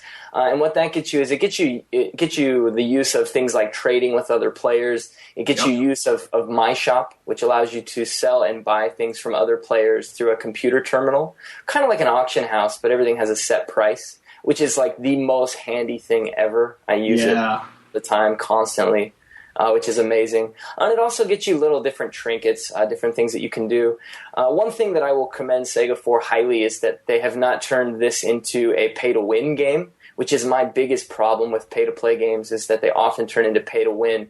And what I mean by that is by actually paying for the game, you're going to get stronger weapons. You're going to get things that people who don't pay can't get that will make you better than them. And there's none of that in this game. What there is there's things like you can get like slight EXP boost items, so you can level a little bit faster. But it's still a little bit of a track, it's not really like a huge deal. And there are just different fun things. You can get different decorations for your room, which some people are really into. Not a huge deal for me, but it's kind of cool. You can get those things, but again, they don't affect your character at all. So it's just little things like that. Like for me, like I could totally see playing the game without paying for the premium, but I'm going to because I really like the My Shop feature. I really want to be able to trade with people. Like if I'm playing with Elliot and I'm a magic user and he's a ranger, and I find a ranger weapon and I want to give it to him. Right now I can't. You can't do that for premium users. That might sound kind of lame, but again, for people who can't do that, you're playing an online game that's pretty. I mean, complete. This is a pretty serious online game, and you're playing it for free. But I think it's worth it. I'm gonna definitely pay for the first little while and just see what comes of it. But yeah, so it is free to play, but not really pay to win. So I will commend Sega and Sakai-san, who's the director on the project, or the producer. I always get that confused. He's done an amazing job of interfacing with fans and just giving them what they want. But anyway, talking about the game a little bit, it's kind of a futuristic online game. It's not an MMO. because you connect in a hub and then you go out on quests with up to 3 other people. It's almost Diablo-esque in a way. Yes, kind of like you have that hub. Except there is kind of an overworld where you can see everyone together. That's not like handled by a menu like in Diablo. But you're right. It is almost Diablo-esque in the way that it gets players all together. And then new to this one are multiplayer areas, which your party, along with up to 8 other people, are basically together in a big area, up to 12 people at once in these areas. And you EXP together. You get experience points together, which is awesome. That's very cool. This is something that wasn't there before. So, Martin, I know what you were saying is you got on and there was nobody to play with. And so you were like, well, I don't want to play alone. I really don't. I want to play with people. Well, if you just hop in solo, you hop into one of these multiplayer areas and you just go and look for where people are at. I mean, you're in a party, basically. It's that easy. I mean, it's so easy. And you all get the same amount of experience. In PSO, the original PSO, you didn't get any experience unless you tagged an enemy. By tagged, I mean actually hit an enemy. Not anymore, though. And if you got the kill shot in the original PSO, you got 100% of the XP, and everyone who tagged it got 75%. Well, now everyone just gets 100%. I mean, that's the way it should be. Everyone's there working together. Some people are healers. Some people are buffing people. Why shouldn't they still get the EXP? I mean, they're helping you be stronger, So basically, you're all in a big group. You're getting EXP, and these big multiplayer areas have become a lot of the leveling up.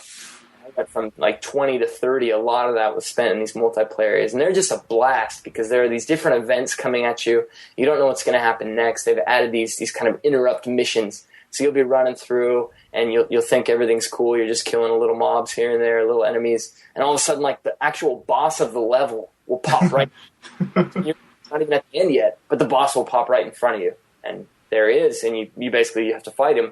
And so like crazy stuff like that. And then sometimes when you kill the boss, we just pop right in front of you. A second one will pop because that'd just be crazy as hell. So the second boss pops right there, and you take him down. You mean the same boss again will just respawn, or is this something else? Sometimes the same boss. This is pretty rare. I'm just saying that this kind of crazy stuff happens, and it's completely randomized. It's totally randomized. It's just like the random shadows in Persona, that sort of thing. Just here's another one. Kind of. Yeah. But there are just different things, too. There are different missions that you'll get, interrupt missions in the middle of while you're playing. Different things like, hey, we'll pop 12 of these guys. You got to kill them all. Hey, we'll pop 5 of these guys. You have to kill them before they run away. And if you complete these missions, you get extra EXP. And this really adds up. Like, it's a lot of EXP. It does. That's why you want to spend your time in those areas. You really do. You really do. In the old PSO, everyone basically rushed through trying to kill as many enemies as they could. They killed the boss, and then they started over. But with this, you don't have to start over. You head into the multiplayer area, and you just kill to your heart's content. You don't have to finish it, You can just keep going and going. When you feel like finishing it, of course you can. But you never run out of enemies. They just keep respawning. And again, if it was just the enemies that kept respawning, it might get a little boring. But they throw so many different curveballs at you. Yeah. I had one game that I played today with 3 other guys on our team, Team NeoGaf on PSO2, and it was one of the coolest quests that I've yet played. Like all 4 of us were like freaking out at how awesome this was, just because we went there to basically fight 3 of the boss, and we ended up fighting like 9 of them in like one mission, and they were all over the place, and like just all this stuff was happening all at once. It was pretty amazing. Are they spawning like concurrently, or are they like all together, or is it one after another after another? Depends on the boss, but we fought like 3 at a time at one point in time. Oh, okay, that's pretty cool. Yeah, you can have a bunch of time. In my experience, one of the coolest quests I went on is in an early area, and it was sort of a free run, so you just kind of had to go through, kill monsters, and beat the boss at the end. And me and 3 other people from Team NeoGaf were running around, and the boss of a different mission showed up. An emergency mission showed up, and the super powerful form of this boss showed up. And, we were pretty under-leveled at the time, so there wasn't really much of a chance of beating him, but we thought, why the hell not? Except he spawned in a really small area, and he's a really, really huge monster with a really wide range of attack. And it was just insane, because there's waves of other monsters coming at you while this giant spider thing is hopping around, shooting red lasers of death at you. And, things are exploding everywhere. You're trying to communicate with your team members, trying to dodge at the same time. It's just so much insanity, but just so much fun. And on that point that you just mentioned, dodging, I want to say that that's one thing that they've done totally right with this game. One thing that PSO, the original, didn't have was jumping or dodging or anything like that. There was really none of that in the game. It wasn't really about avoiding enemy attacks so much. In this game, it plays a big role in the actual game itself. You can dodge roll. Each of the different classes has a different form of dodging. Forces will basically turn invisible for a second, and they can go through enemy attacks. Rangers have this little roll that they can do, and Hunters basically just have a normal sidestep. But each of these plays like a really integral role in what you're doing. Of course, you can also do things like block, and on Hunter as well, you can actually counterattack through special abilities. There's things like safe falling, I guess is what it's usually called in the fighting game world. I think safe falling. If you push the jump button, the second you get knocked down, you'll flip right back up, like in an instant, instead of having your character kind of stagger back to his feet. And these really add like an awesome action game feel to the game, because the game is an action game, you know? Yeah, it feels like it. It's a real-time game, you know, you're controlling every single hit of what you're doing, and gaming, just etc. How they've established this like into even more of an action game is amazing. It's just really fun, and it actually requires a pretty high degree of skill to play it really well. Yeah, I mean, it's very rhythm-based in a way, too. It is. For every attack you do, there's sort of a circle that closes in after you attack, and when it turns red, if you sort of click again, then you'll continue with that combo. Yeah. Also, while building your SP up again, which is essentially your primary source of magic and special attacks. I think skill points is why it's SP, I think. Yeah. And so, it's your primary way of using powerful skills. And so by constantly timing your attacks so they just chain together, you can keep your SP up while using these super strong special attacks in the middle of combos. And it gets you get kind of in a groove where you know like the beats as to when you're supposed to be pressing the button so you can keep going, especially as a ranger, where even if you miss, you still want to keep following the rhythm, because it's just easier to get stronger hits on your enemies. Yeah, but, Ranger I found was pretty awesome, because with Ranger it's more important than the other two classes, I felt. With Ranger, if you press the button too late or too early on your combo, your guy actually kind of sits there with his gun kind of clicking in his hand like, oh, I didn't get the shot off. And then you get like a little delay, which might sound kind of lame, but it encourages you to play perfectly, basically. It's awesome. It's almost a little bit Monster Hunter-esque in that way. It is. In that sort of like delay animation, you know? Yep. It's like you So are you guys doing voice communication or what? How are you communicating? Chat. Yeah, I mean, there's in-game like text chat. I've been doing I'm playing with both of my brothers. We all played PSO together, so we get on Skype when we play. But for the most part, like with the entire guild, we just in-game text chat. On that note, though, one thing that is kind of cool that they added was kind of chat macros. So, I mean, this might sound almost too automated to some people, but you can put in chat macros, basically. So, have my character say this when a mission starts. Have my character say this when another character levels up. Have my character say this when we finish a mission. And you can really kind of make your character pretty unique, by putting in pretty cool phrases or whatever you think you want to establish the lore of your own character or whatever. It's just pretty neat, because every time someone levels up, you can be like, congratulations, whatever. Seriously. You can now get it to automatically say that for you. I'd put like Arnold Schwarzenegger one-liners. Yes, and that's the kind of thing you can do, and that's why it's awesome. Something worth bringing up too that we haven't really touched is this game can be extremely beautiful. Like, this is a good looking game. I'm amazed at how optimized the engine is too, because with how good this game looks, it runs on like a 1997 PC. Not really, but it runs we might have mentioned it before. I play it primarily now on my MacBook Air, my 11-inch MacBook Air. This is a MacBook, and it runs really well. I mean, for the most part, I get 60 frames per second out of it on a MacBook Air. And granted, this isn't looking like amazingly beautiful on here, but just the fact that it runs on there is ridiculous. But yeah, playing it on my PC, obviously, as well, you're right. I mean, it looks amazing, and it's just ridiculous how smooth the whole thing runs. It's great. Well, they do have maintenance every other day, right? Not anymore. Basically, here's what kind of happened with that is the servers had been working, which is the important part. The servers had been working and up and everything, but there was quite a bit of lag. And it wasn't like crippling for the most part, but sometimes it became pretty bad where you'd like hit a box and then like 4 seconds later it would break open. I mean, that's like totally stupid. So they took the servers down for maintenance a couple days in a row for like 2-hour maintenances, and they came back up and nothing was really fixed. So they were like, hey guys, sorry, but what we're actually going to do is we're going to add new actual hardware to our server. So we're going to have to take it down for, like, what was it? It was like 27 hours or something like that. Yeah, it was what did you do? Thursday and Friday or something like that? Yeah, it was between a Thursday and Friday, what basically. What did you do? You must have hung yourself or something? Or Well, it worked out perfectly for me, though, because I work on Thursday evening and Friday morning. Okay. And it actually started on Thursday at like 4 and ended at Friday on right before I got home from work.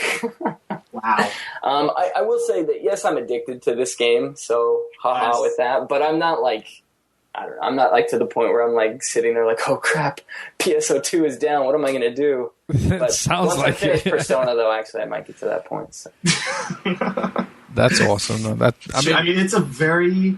And this is just speaking even beyond the free-to-play stuff. It's a very good game. It's really fun. And here's the crazy thing, it's free-to-play, but it's so good that I want to pay for it. Exactly. I feel the same way. It's like... It feels weird playing it and getting so many hours of enjoyment out of it as it is, and I haven't paid a single penny, I've put 65 hours into a friggin' beta. Yeah, right?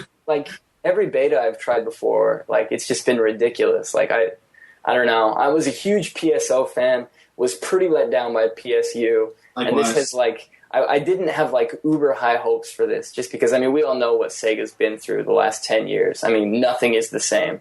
They had the Dreamcast 10 years ago. Nothing is the same with Sega anymore. But this game is freaking amazing. I could see myself playing this for a long time to come. And maybe not 5 hours a day, But jumping in for a little bit. Yeah, the ridiculous thing with this is that it's going to be handheld next year as well. That's dangerous. It just scares me. It literally is just like... And even beyond that, though, and obviously this is a cut-down version, but the smartphone version is not going to be multiplayer. It's going to be sort of like a single player, you can use your character and, sort of level up and do secondary quest type of stuff. But even something like that, it's like you're somewhere and you don't have, Wi-Fi on you, and you just pull up your iPhone and you're like, I just want to do this, quick single-player quest and level up my character sort of thing. That's just dangerous, Yep, it's crazy. It's totally... I cannot wait. So, you don't have pocket Wi-Fi, do you? I will Kyle. soon. Are you? No, I don't at the moment. No, if this comes out for Vita and all's well, then I'm gonna get pocket Wi-Fi. Right, because I was wondering that, have you not started to carry around your MacBook Air? I haven't. I just don't. When I'm out and about, I've been playing Persona and stuff. I just don't really have an opportunity to unload all my gear. Get my MacBook Air out, get my controller out, all that stuff. So I don't know. I just haven't had an opportunity. If I was still in school, when I was back in school, I was playing PSO Blueburst on the PC, and I would bring my laptop to school and play it there. So if I was still like that, I had an opportunity like that, or if I was like Steve going to a Taishop, after work every day, you might play it there, but. Yeah, okay, fair enough. But I don't really have that opportunity. And when I do, I have my Vita or my 3DS. So, I have other stuff that I am playing. Seriously, I promise, sort of. Or back to Trails in the Sky. If you want to do voice chat, will you be using something like TeamSpeak, or how does that work? Yeah, TeamSpeak or Skype or whatever you want. You can just run it in the background. But you're opting not to do that. You like it with it off. It's just as fun. It's got its own charm. Yeah, I don't think it's unfun to do that. But granted, I'm still from the school of gamers who I don't use that all that much, to be honest, voice chat, and so I don't always really need it. But when coming from Xbox, that sounds really backwards. I can't understand that. The cool thing with Team Chat, though, is if you're in a guild, you can talk to everybody who's in the guild at the same time, regardless of what quest you're on.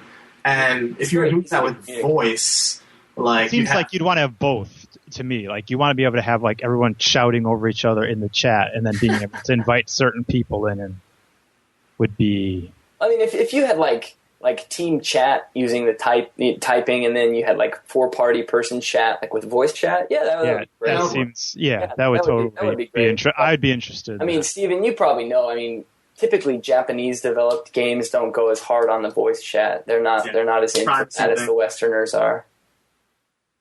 Yeah. So that could play into it. I don't know. But like I said, when I play with my brothers, we do voice chat, and it's great. You know, my brothers are just asking me questions the whole time because neither of them read Japanese. But that's cool. That's cool. Well, but it's fun.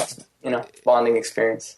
Are you like say for instance, you're at TGS and they decide to give out a date for an open beta or the closed beta for the Vita version? Is your head gonna explode? Yeah, I might like die and go to heaven right there, but then I'll come back just so I can play it. We got to cover TGS. So. Would you buy a pocket Wi-Fi on the spot?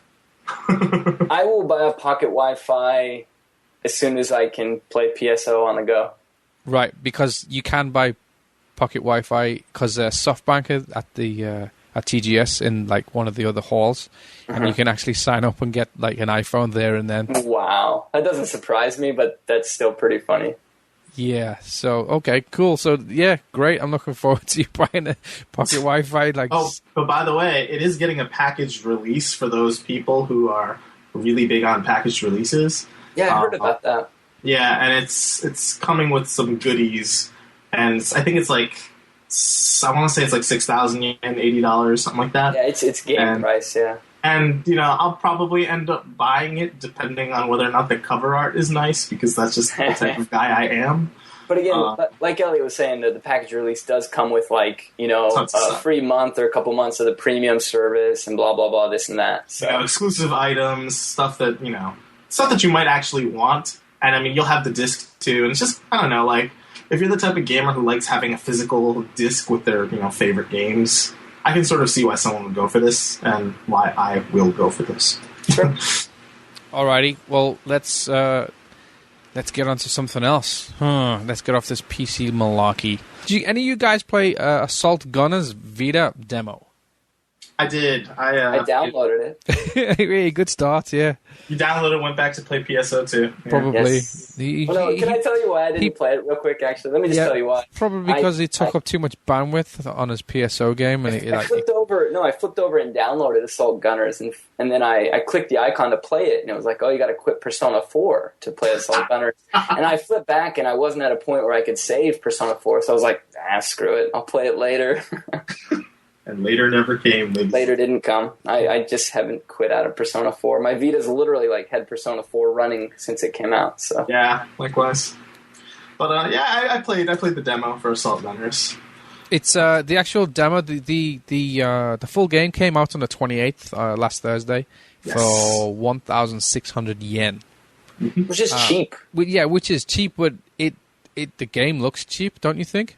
Yeah, it's bland. It looks. I mean, it looks quite nice, but the actual environments that you're in are really bland and extremely basic looking. And the texture work is the customization's great, but the actual game just doesn't look not so hot. Great. Yeah, it controls really well.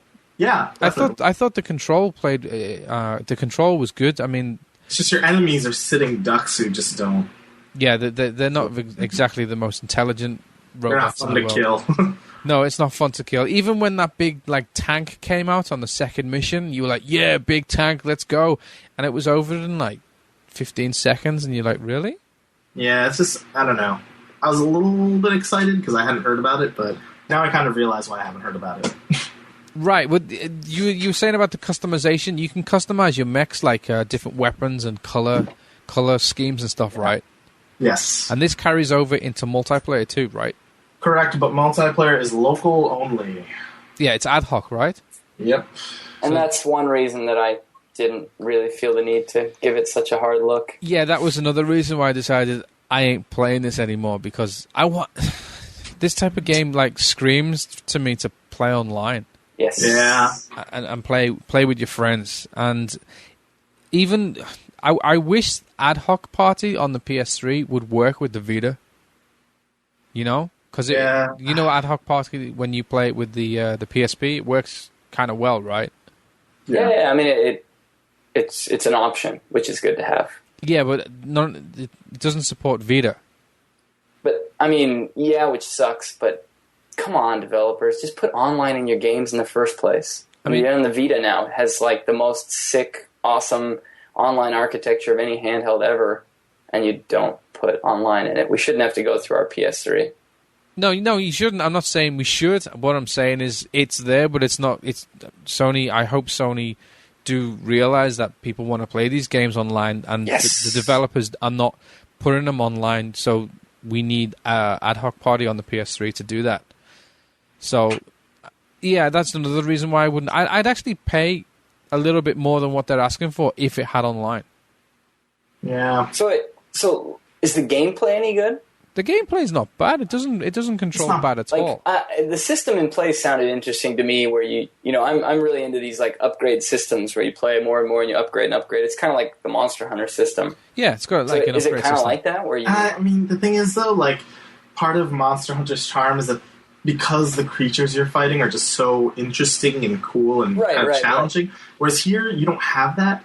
So it's just really, I don't know, it's boring almost. Like I was playing the missions and I was just not having fun. Not because something was like super awful, but just, I don't know. It just wasn't I'm fun. watching a video right now and they're in like this boxed canyon and there's just nothing going on. It's very bland. Yeah, that's what I'm saying. It's extremely bland looking, but the demo that gives you 2 missions, and the 2 missions that they give you, they're extremely boring. Then ones where you going through some like caves and stuff, right? And that was pretty cool. Like because you're with a team of I think it's 3 others, and you go from cave to cave, killing some, destroying some enemies. But the enemies they're just not. They just don't have any, seem to have any artificial intelligence at all because they just stand there, and you can just go in and destroy them all really quickly. And that aspect of it is really boring. And then you get to the second mission, and it's just a big square with some like ramps in it, and enemies just come out of like these big doors from like two sides. And what you need to do is you need to go up to these like beacons and stand next to them for like 3 or 4 seconds, and you have to do that to three of these beacons, and then that's mission over. But it's really boring because the enemies don't come and like try and attack them or blow them up. You know, the beacons that you need to go to download the information that you need to download. The enemies don't come out and like start swarming them and start like trying to destroy them because they know that's what you need to do. They just come out and they kind of just stand there and wait for you. And then when you get into their proximity, they start shooting at you, and you're like, really? It's kind of boring. But the actual game plays well. I mean, the mechanics are pretty good. The camera's pretty solid. The camera doesn't like mess up all the time. On the different face buttons, you can choose different weapons on different face buttons. I think it's you press the right trigger, the right R1 to fire your weapon, and then you've got boost on L1. I think square is punch. So if you're in close proximity to them, you press square and then press R1. He punches them. So it's not exactly amazing, but yeah. What's the price on this again? I can't remember. 1,600. But I won't pay for it basically because it hasn't gone online. I mean, I think that's my. For small games like that have multiplayer as like a central element, totally. Yeah, but saying that though, I saw the price of Earth Defense Force. Yeah. Have you seen how much that is? What's a full price game? Well, we talked about that. You can buy them in a new type pack, double pack. Yeah, but I'm saying the regular price for it is 7,000 yen. I think that's the double pack. No, that's a double pack price. Yeah, that's a double pack. Are you sure? Yeah. Because I saw it. We talked about this. If you buy a double pack, 3,500 each. Yep. Oh, really? Okay, because I saw that. I was like, no, I ain't paying that for that. Okay, so fair enough. I just got mad again. Yeah. Yeah, okay. So, Assault Gunners, I don't know. I think you were dreaming about Gyrogetter when I was switching topics. Probably. Yeah, I don't recommend Assault Gunners. It's not worth your time. It's not not worth it. It's not worth the download, so let's carry on and not talk about it anymore. Goodbye, thank you very much. Hello, Super Monkey Ball demo. Anyone else play it other than me? Nah. I played it for like 5 minutes. Which Some one? people really love that game. Which one? There was 2 versions. There was one released where there was The boobs one versus the regular one. Yeah, the boobs one doesn't play very well at all. Martin, which one did you think I played? No, I'm just kidding. I played both. I played both of them. Don't you think that the regular edition played much better than the boob edition? You know, I might not be in like I might not be able to say, like, I played the boob edition one when the demo came out like 2 months ago, and I played the regular one like when it came out, the demo, like, I don't know what, 2 weeks ago, and I didn't really notice any differences, but I played each of them for like 5 minutes, seriously. I thought the analog control felt pretty strange, but that it was basically, just Super Monkey Ball. Yeah, I understand what you're saying. It's just Super Monkey Ball. I actually thought that the regular demo played much better. Okay, I might have to give it a second look. Like, I like Monkey Ball. It's just weird because with the analog stick, and this is Monkey Ball, but you're not controlling your ball. You're controlling the entire landscape. You have this huge, awkwardly shaped landscape, and that's what you're moving with the analog stick. Yes, and it just creates this kind of strange feeling. Like, my guy never goes where I want him to. He kept ramming into the boobs. Well, in the first. That's what you wanted, isn't it? my monkey ball just kept running into the boobs. Balls to boobs. That's what we like to hear. Oh god! But I like the demo, and I was seriously thinking about picking it up. But I'm kind of mystified to why most video game stores are not selling it. It's not on the store shelves. They're not selling it? I've seen it in Dendon Town anyway at the stores. I've only seen it in one store. Huh. Only one store. I haven't seen it anywhere else, which is mystifying. I don't know why. I don't know. Maybe they're not looking to sell Vita games that they don't think are going to sell. Because you remember the Atfield, the golf game? Yeah. That was nowhere to be found. I went to 9 stores to find that, and I still can't find it anywhere. Probably small shipments. Well, no, the stores didn't actually carry it. I asked them, and they didn't. Said no, we're not carrying it. And then the fish game, Get Fish, thing. That was exactly the same thing. Fish on, yeah. Next, that was exactly the same. And same with Monkey Ball. I'm quite surprised because this is a Sega game, and I've only found it in one store. That's weird. It was actually advertised at the A2 in Nipponbashi. Yeah, Sega had like a kiosk out, and one of the things on there was like Monkey Ball for Vita. So, I mean, it's around in certain places. I suppose. Yeah. I want to buy it, but I don't think I want to buy it for 4,000 yen. No, that's my problem with it. If this was a PSN title for like 1,500 yen, I probably would just buy it like sight unseen. It's Monkey Ball, 1,500 yen, cool, I can play it on the go. But come on, man, like 4,000, 4,500 yen? Yeah, it's not where I'm looking for the second hand. If it goes under 3,000, I'll pick it up. But for anything more, no. But the thing is, I was looking at the back of the box, and it's got a level editor in there as well, and online. Not ad hoc, but actual online. Yeah, I thought it did too. So that kind of piqued my interest. I was like, ooh, I want to go buy it. But as I said, I looked around all of the stores, and only one store sold it, and they were selling it for 4,280 yen. I was like, I ain't touching that. Yeah. So I think Amazon has it for just under 4K, but yeah, I'm not. No, thank you. And I didn't even realize as this game came out, I didn't ever realize there was actually one on 3DS. So I went back and looked at that one too, and apparently that wasn't very good. So no, it wasn't. No, I mean, portable Monkey Ball. I mean, sometimes that's the kind of game you want to play. You know, it's a quick 5 seconds. It's fun and it's skill based. But Monkey Ball gets me so unexcited. I don't even. You don't like it at all? I don't know. I just don't. You don't care. Get it? I mean, I don't know. When it comes to like those kind of puzzle games, I'd rather just play like something like Luminous or something. I don't know. Like Monkey Ball has just never really appealed to me on any platform. I think for me it might be a bit of nostalgia then. Like it first came out on GameCube, the launch game there, and I played the crap out of it. Right. That was one of the 2 launch games I got, so I played it to death. Wasn't that a Nagoshi game? I'm pretty sure Nagoshi worked on it. Yakuza dude. I'm pretty sure he did. It's been a long time. Yeah, but I'm pretty sure he worked on it. Okay. I I shall not carry on just in case I make myself sound like a complete and utter idiot. So I shall move on swiftly. I picked up a White Vita, and it's sexy. I saw your video. He was producer in Carry On. Okay, there you go. Yeah, I was right. He worked Good on work, it in some... Good work, Martin. Thank you very much. Anyways, I still picked up a White Vita, and it's still sexy. You need to get games for that Vita, man. So wait, now you've got Vitas running on 2 accounts, don't you? Yes, I do. You run an American account? Yes, I'm rocking an American account. My black one with the Metal Gear faceplate. Nice. Which Those Which new practically awesome, looks a little bit white anyway, though, doesn't it? I'm sorry? Looks kind of white to me, that faceplate. Nah, not that much. It's still black. I know it's black. It's my US account. So I've got my US account running on my black machine, and I've got my Japanese account on my white machine.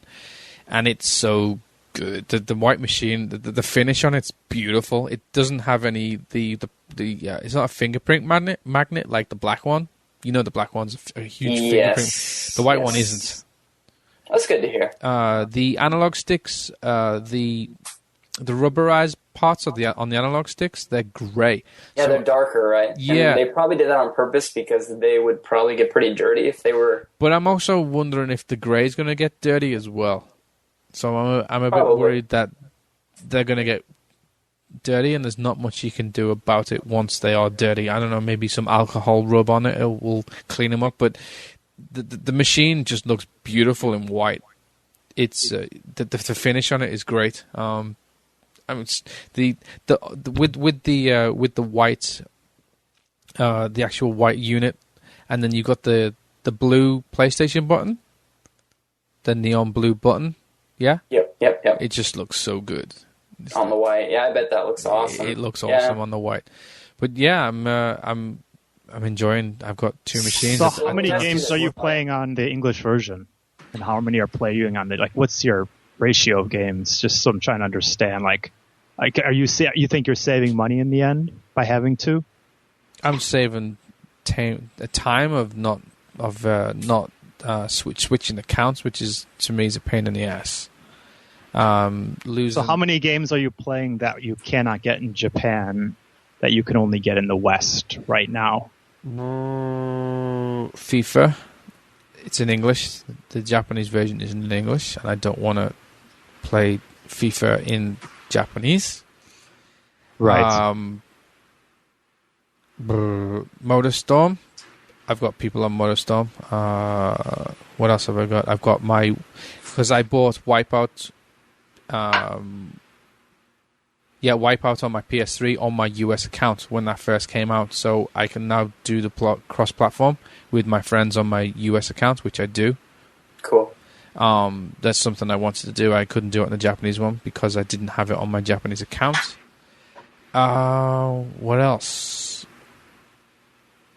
MotorStorm and FIFA, and that's it at the moment. But I don't mind having 2 machines to do that. It just means I don't have to keep deleting everything and starting again and reformatting the machine and going through that hassle to play Japanese or US games. It's just a pain in the ass. But I'm happy with it. I don't think I've wasted my money. It's a great piece of kit. I don't know. Some people do it, some people don't. Would you do the same thing? Who are you talking to? Anybody? 3 of you? Well, I mean, this kind of conversation will continue over for the 3DS a bit, so it's definitely ripe for discussion. I mean, because we're going to be going through it all over again.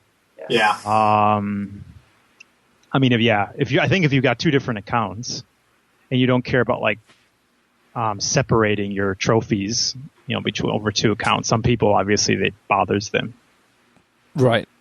Yeah, it does bother them. That's kind of a deal breaker for some people, I'd say. Well, I'm not a trophy horse, so it doesn't bother me. Right. For you, you're a perfect candidate. Even for me, switching over to PS3 just right now because that's what we're streaming in. I'm like, oh, those aren't going to my Xbox account score now. So, the whole, separating them. I don't know. I don't particularly mind. Also, I mean, people with a 3DS anyway. Some people have got a Japanese machine and a US machine, so that, again, they've divided that up as well. They've got two machines because obviously the 3DS is region locked. So people justify it that way because it's region locked. I can have two machines. I justify it that the fact that it's switching accounts is a pain in the ass, and I now no longer have to do that. So that's my way of justifying it. I don't know. Do I have to justify it? No, as long as you're happy with the price and your wife doesn't kill you. She doesn't know. Oh, God. Let's keep it that way. But I have a man bag, and everything's carried in the man bag at the moment. So if I ever get mugged, whoever mugs me is going to be extremely happy when he opens up my bag and he finds an iPad, 2 Vitas, a 3DS, and I bought a power brick as well. Oh yeah, I saw that. The power brick, it does. I can recharge my cell phone 8 times on one charge of the power brick. I can recharge my Vita. I think it's 6 or 7 times. Wow! How much was that? Cost 5,000 yen. Now that I'm interested in. I need to get in on that too. It's awesome. So I've got that and a pocket Wi-Fi. So my man bag is like precious. I think you need to make those 2 Vitas look exactly the same, just in case. Just in case, spray paint the white one. No, it's good though. I'm happy with the white one, and it's got a lot of looks as well, which is quite amusing. Because I don't think there's many of them on the street. Because there's certainly when I went into the store and I picked it up at like midnight, like 12:03 midnight. I was in the store and I was waiting to see. I just wanted to see if they started to sell stuff. And about 2 minutes before it was midnight, the store clerk who was behind the counter, he came out and he started changing all of the price tags on the display boxes to say that you could actually buy them. And just as he started doing that, like about 25, 30 people just all of a sudden just entered the store like 2 minutes before the store was meant to close. And it was obviously that they knew that this is what happens every week in this game store, that like 2 minutes before 12 o'clock, they start selling games. So all of these geeks all walk in and they just pick up all of the software that they want to buy, and they're all lined up. So I turn around to the dude and I say, "Am I able to buy a Vita now?" And he's like, "Yeah, you can." So like, this was like at 2 minutes to 12, and like at 3 minutes past 12, I had a white Vita. So I was pretty happy. So I guess I can't call them geeks because I was one of them as well. So, so yeah, certainly were. But yeah, I can't compare it to where Kyle's fly and get Mondays. Mine's fly and get 12 o'clock midnights. That's still cool. That's still quite cool. Well, I guess all of these other people go home and play the crap out of these games. I couldn't. Well, I can't really because I've got like work the next day. So, but I did go home and I did a live stream unboxing of the Vita, which is not easy when you're by yourself doing a live stream as well. I know I can do an unboxing if it was a pre-recorded video. That's a little bit easy, but when you're online and doing it live, it's a bit weird. So, yeah, so I did that anyways, and I enjoyed it. So, yeah, there you go. I have a white Vita. So, but you're getting the Miku one, right, Kyle? Yeah, I'll be picking up the Miku Vita. Do you not mind about the picture on the back? Because I know Mehdi was going to buy it as well, but he looked at the picture at the back and he said that you could see Miku's pants or ass, and he was like, nah. Oh, I like that thigh. Bring it on. No, I'm not very like self-conscious like that at all, so it doesn't bother me at all. I think the picture on the back looks great. Okay, fair enough. I'm very, very comfortable with, We need to get you and Mehdi my decisions. Duke it out. Yeah, it doesn't bother me. Okay, cool, sweet. Okay, so we're talking about 2 systems and all, and the 3DS, it's getting an LL, right? Yes. LL. So with me now having 2 Vitas, any of you guys going to be having 2 3DSs? Sort of. Yeah. I mean, yeah. Jury's out on this one. Sort of. I mean, so who's not part really 2, since... Who's part of the problem? To me, there's nothing woe-worthy. Like just like looking at the spec sheet, there's nothing like jumps out of it. But it's bigger. it is nice to see that people their first impressions are coming in and it's looking like the 3D is a little bit better. That's something you won't be able to test until you get it. You see it in the flesh. So like it's hard to say like right now. I'm definitely going to get it. Let me just say my point of view on this, if you don't mind. Go for it. I mind. It was announced, and people were complaining that there's no second analog stick. People were surprised. People were freaking out about the lack of the AC adapter in Japan and Europe, which is crazy. And yeah, sure, I thought these were stupid too, but the screen's twice as big. That's it. I'm buying one. 96, was it 94? Yeah, like 94% larger. And the hardware itself is like only 40-something% big. That's all you got to do for screen. me. Like, that's seriously, I feel like after Vita came out, I feel like I'm squinting when I play my 3DS. I mean, that was the problem with it even before the Vita. I just felt like the 3DS screen is just too cramped. Yeah, it's too small. Tiny. Right. I mean, and granted, the resolution's still going to be the same, so you'll still have a similar feeling with like menus and maybe certain things like that, but the screen's finally going to be the size that I want it to be. So, and hopefully that helps about DS games. Right. One thing cool about buying the Famitsu this week is like they have every once in a while when the new hardware comes out, they'll have like a life-size picture. And then that's right. This week they have a life-size picture in there, and then I compared my 3DS to that, and just like, whoa! I mean, it's just definitely it's on roids. It's like the big store. The other thing. Oh, go ahead. Just the Vita itself, it's almost the size of two Vitas. When it's fully open, it is. When it's fully opened up. Yep, That's the size of a small netbook, right? Yeah. Yeah. But, I mean, people might think it's crazy because apparently people don't think people like me exist, but this is the size I want my handheld portable to be. And people are like, oh, it's not called a handheld anymore, but whatever. This is what you can't fit it in your pocket anymore. Well, no, you can't fit it in your pocket, but everyone in Japan carries a bag with them anyway. My big question is who in this country, at least, carries handhelds in their pocket? Nobody. I can't even remember the last time I put a handheld in my pocket. So Nobody. Yeah, everyone's got a man bag, if you're a woman, you carry a handbag, whatever. But yeah, everyone's got bags, right? So it doesn't seem to be an issue over here. Nah, that's not a big deal. It's not a deal breaker. Whereas in the States, everyone's like, oh, I can't put it in my pocket. I'm not buying it. You're like, okay. I mean, for me, even in the States, I didn't put my handhelds in my pocket. Especially not the nicer ones, As soon as you got to, like, the nicer handhelds, you don't want to put that stuff in your pocket. Another thing is I wanted to bring up regarding the 3DS was it doesn't come with a power supply, but that's not new in Japan. It's not. I remember when I first came here for school and bought my first cell phone, I had to pay like 550 yen. Yeah, for an AC adapter. Though it is new for Nintendo right currently. No, it is. I think it's ridiculous. I do think it's absolutely and utterly ridiculous. All of a sudden changing around. I can see why they did it, and whatever. It's a smart tactic by them to prevent you from selling it. I mean, makes perfect sense to me. Plus, if you're keeping it, why you don't need a second one, really. If you're keeping your old 3DS, you don't necessarily. You can use your old 3DS adapter. Right. It's silly for Europe, though. Like, that's just dumb. Yeah. If you don't like it, don't buy it. I mean, that's just the hard line. People want to complain all they want. If you don't like it, don't buy it. And then if it doesn't sell, well, maybe they'll have learned their lesson. And if it sells anyway, well, there you go. But you know us, we're part of the problem. Yes, that's very true. What color did you pre-order? I'm going with white. Me too.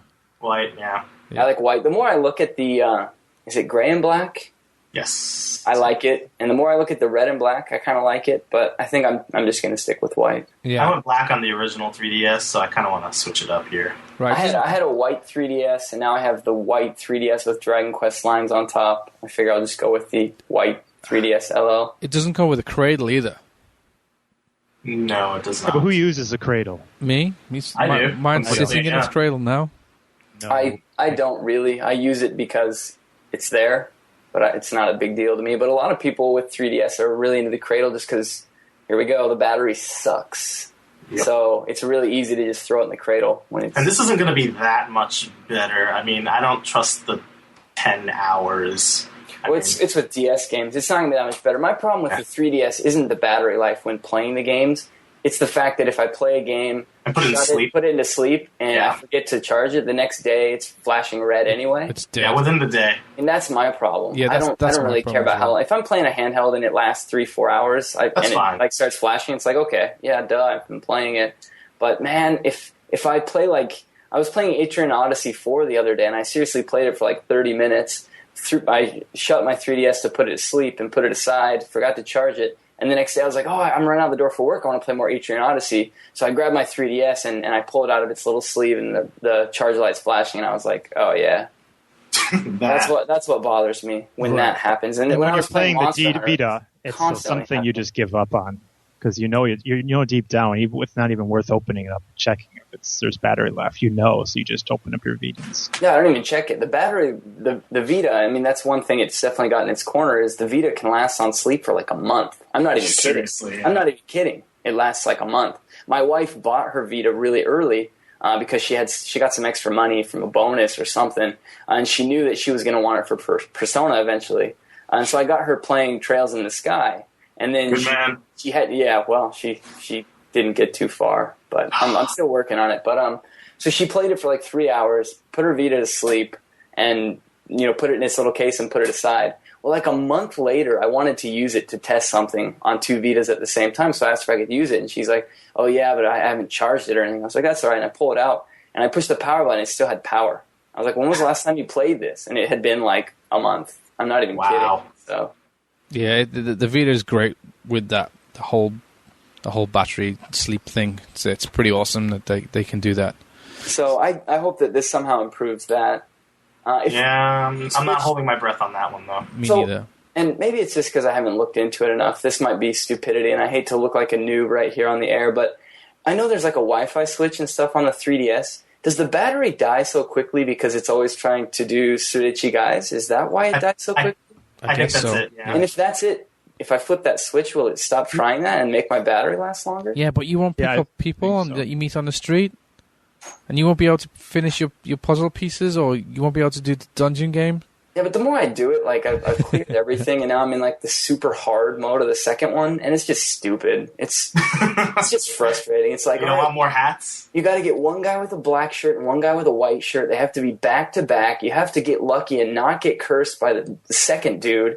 And you got to having the guy with a certain shirt color is what threw me off. Well, now I have to have 2 dudes in a row with certain shirt colors, so it's even worse. So.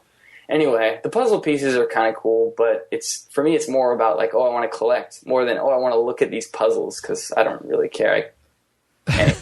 But, I mean, that's just the one thing that's always bothered me about 3DS, especially when I was playing Monster Hunter Hardcore, is if I forgot to charge it, and I realize that's my miss if I forget to charge it, but if I forget to charge it, the next day I'm pretty much screwed. So the price is 18,900 yen. Is that not a sticking issue with you, or what? I mean, that sounds about right generally for these updated systems. I mean, how much was the Nintendo DSi XL or whatever it was called? Like, wasn't that kind of the same price? I think maybe exactly the same price. Yeah, the exact same price. So, I mean, it's not really... It came with an AC adapter.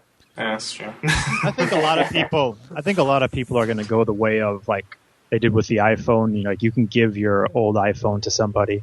I think there's a lot. I doubt you're going to have a family where you're going to have multiple 3DSs. So I could see it being an easy sell if you've got like another sibling or like a girlfriend or whatnot. You give it to them and get the new one. The thing that's kind of annoying for me is I want to do a data transfer, right? I've got my 3DS. It's got all my stuff on it. It's got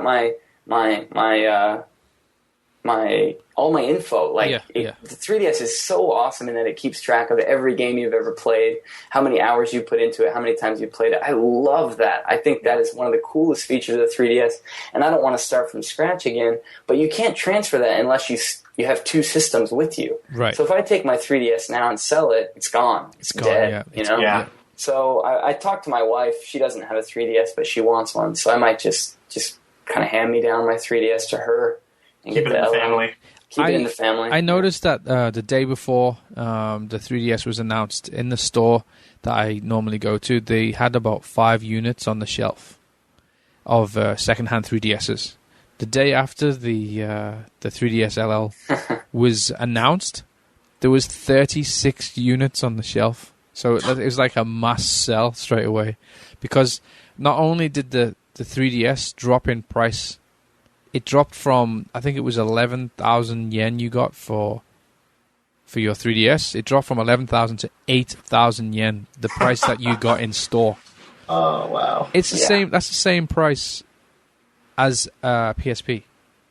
Well, here in Osaka, I can get 10,000 for a PSP 3000. So yeah, you can't hear 8,000 yen you get for a PSP 3000. But the other thing I thought was interesting, I went to A2 in Nipponbashi today actually, and I don't know if people just like dug them out because they finally realized they were worth something, but there were stacks and stacks of used AC adapters at A2. There was probably like 25 of them.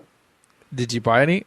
I didn't, but I noted that, oh, hey, I can get one for 900 yen. If, when I need it, I will need it. But yeah, 900 yen as opposed to, was it 1,500? Yeah, for a new one. I don't care. I don't need a new one with the box. Well, yeah, because I'm going to be handing my 3DS down to my daughter, so she'll get it. Cool.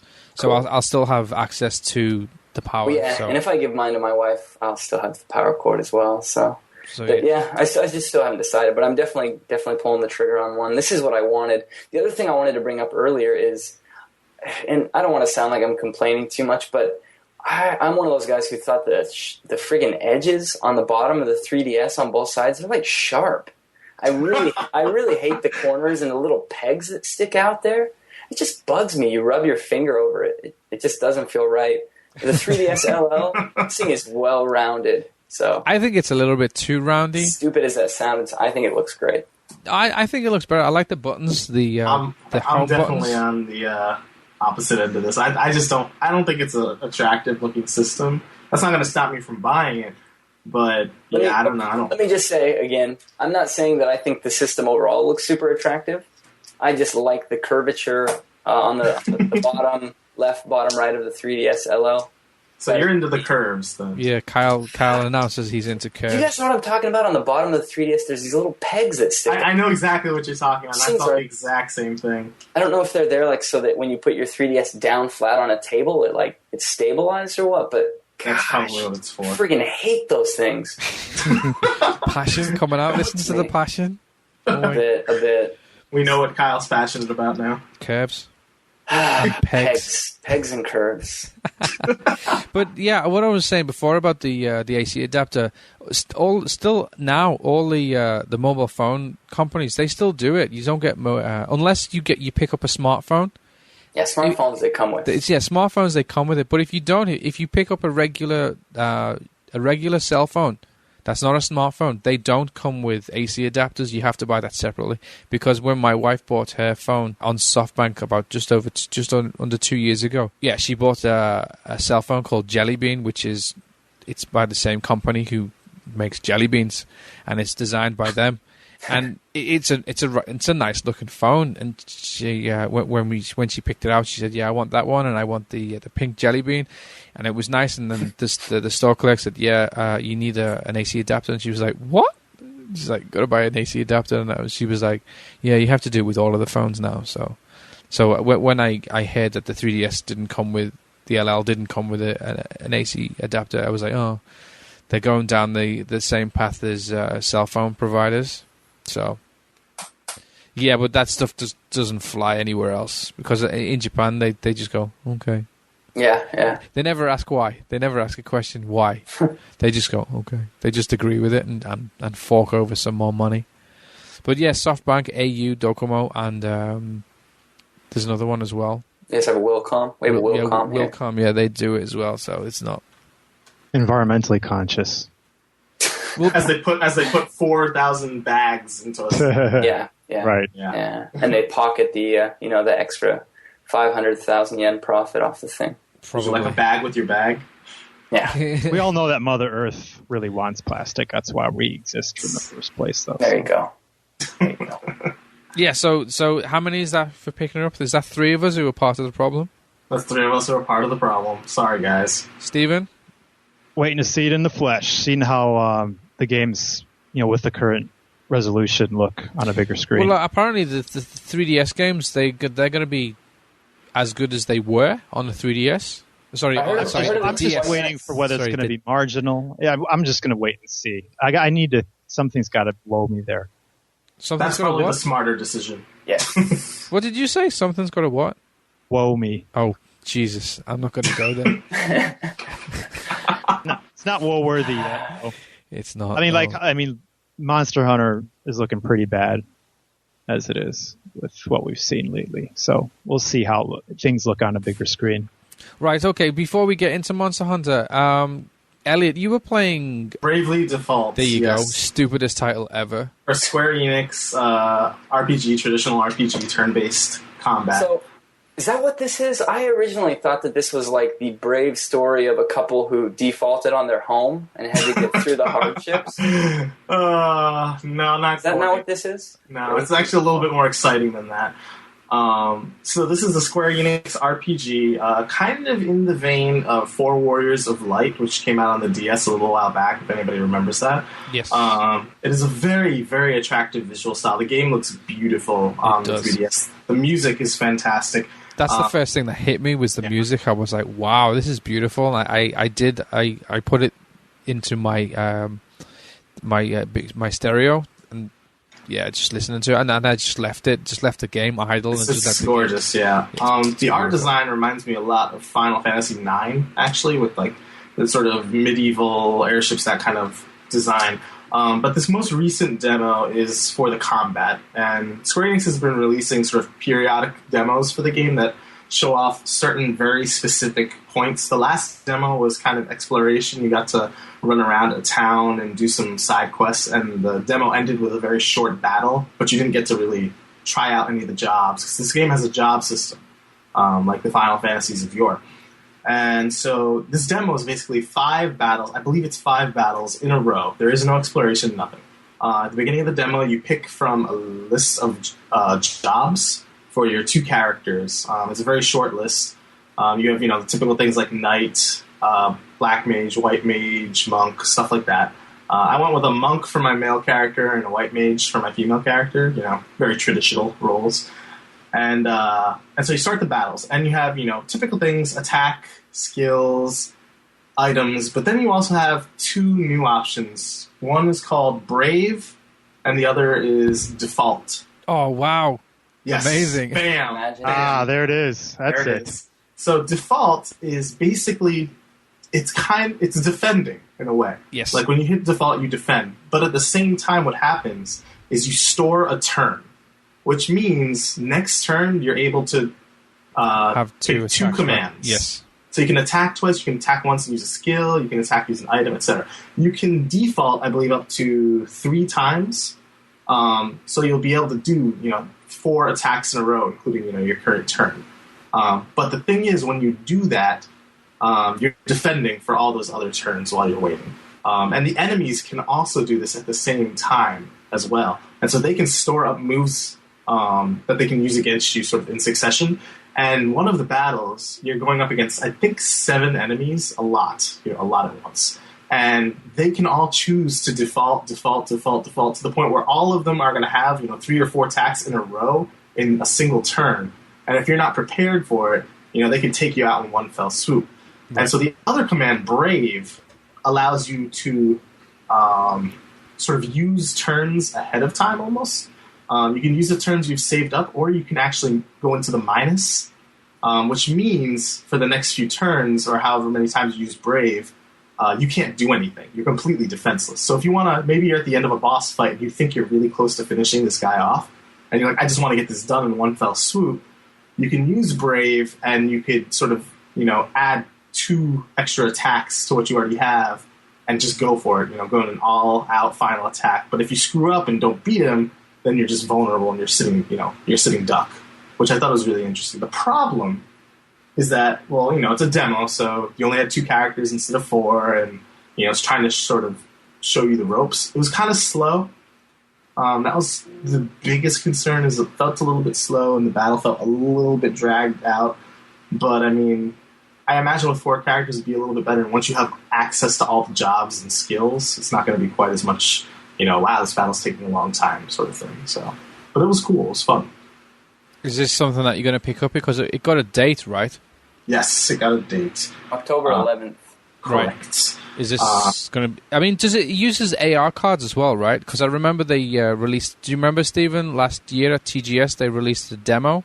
Yeah, they joined us at our drinking party. Yeah, well, she did. Yeah, she came out to the table, right?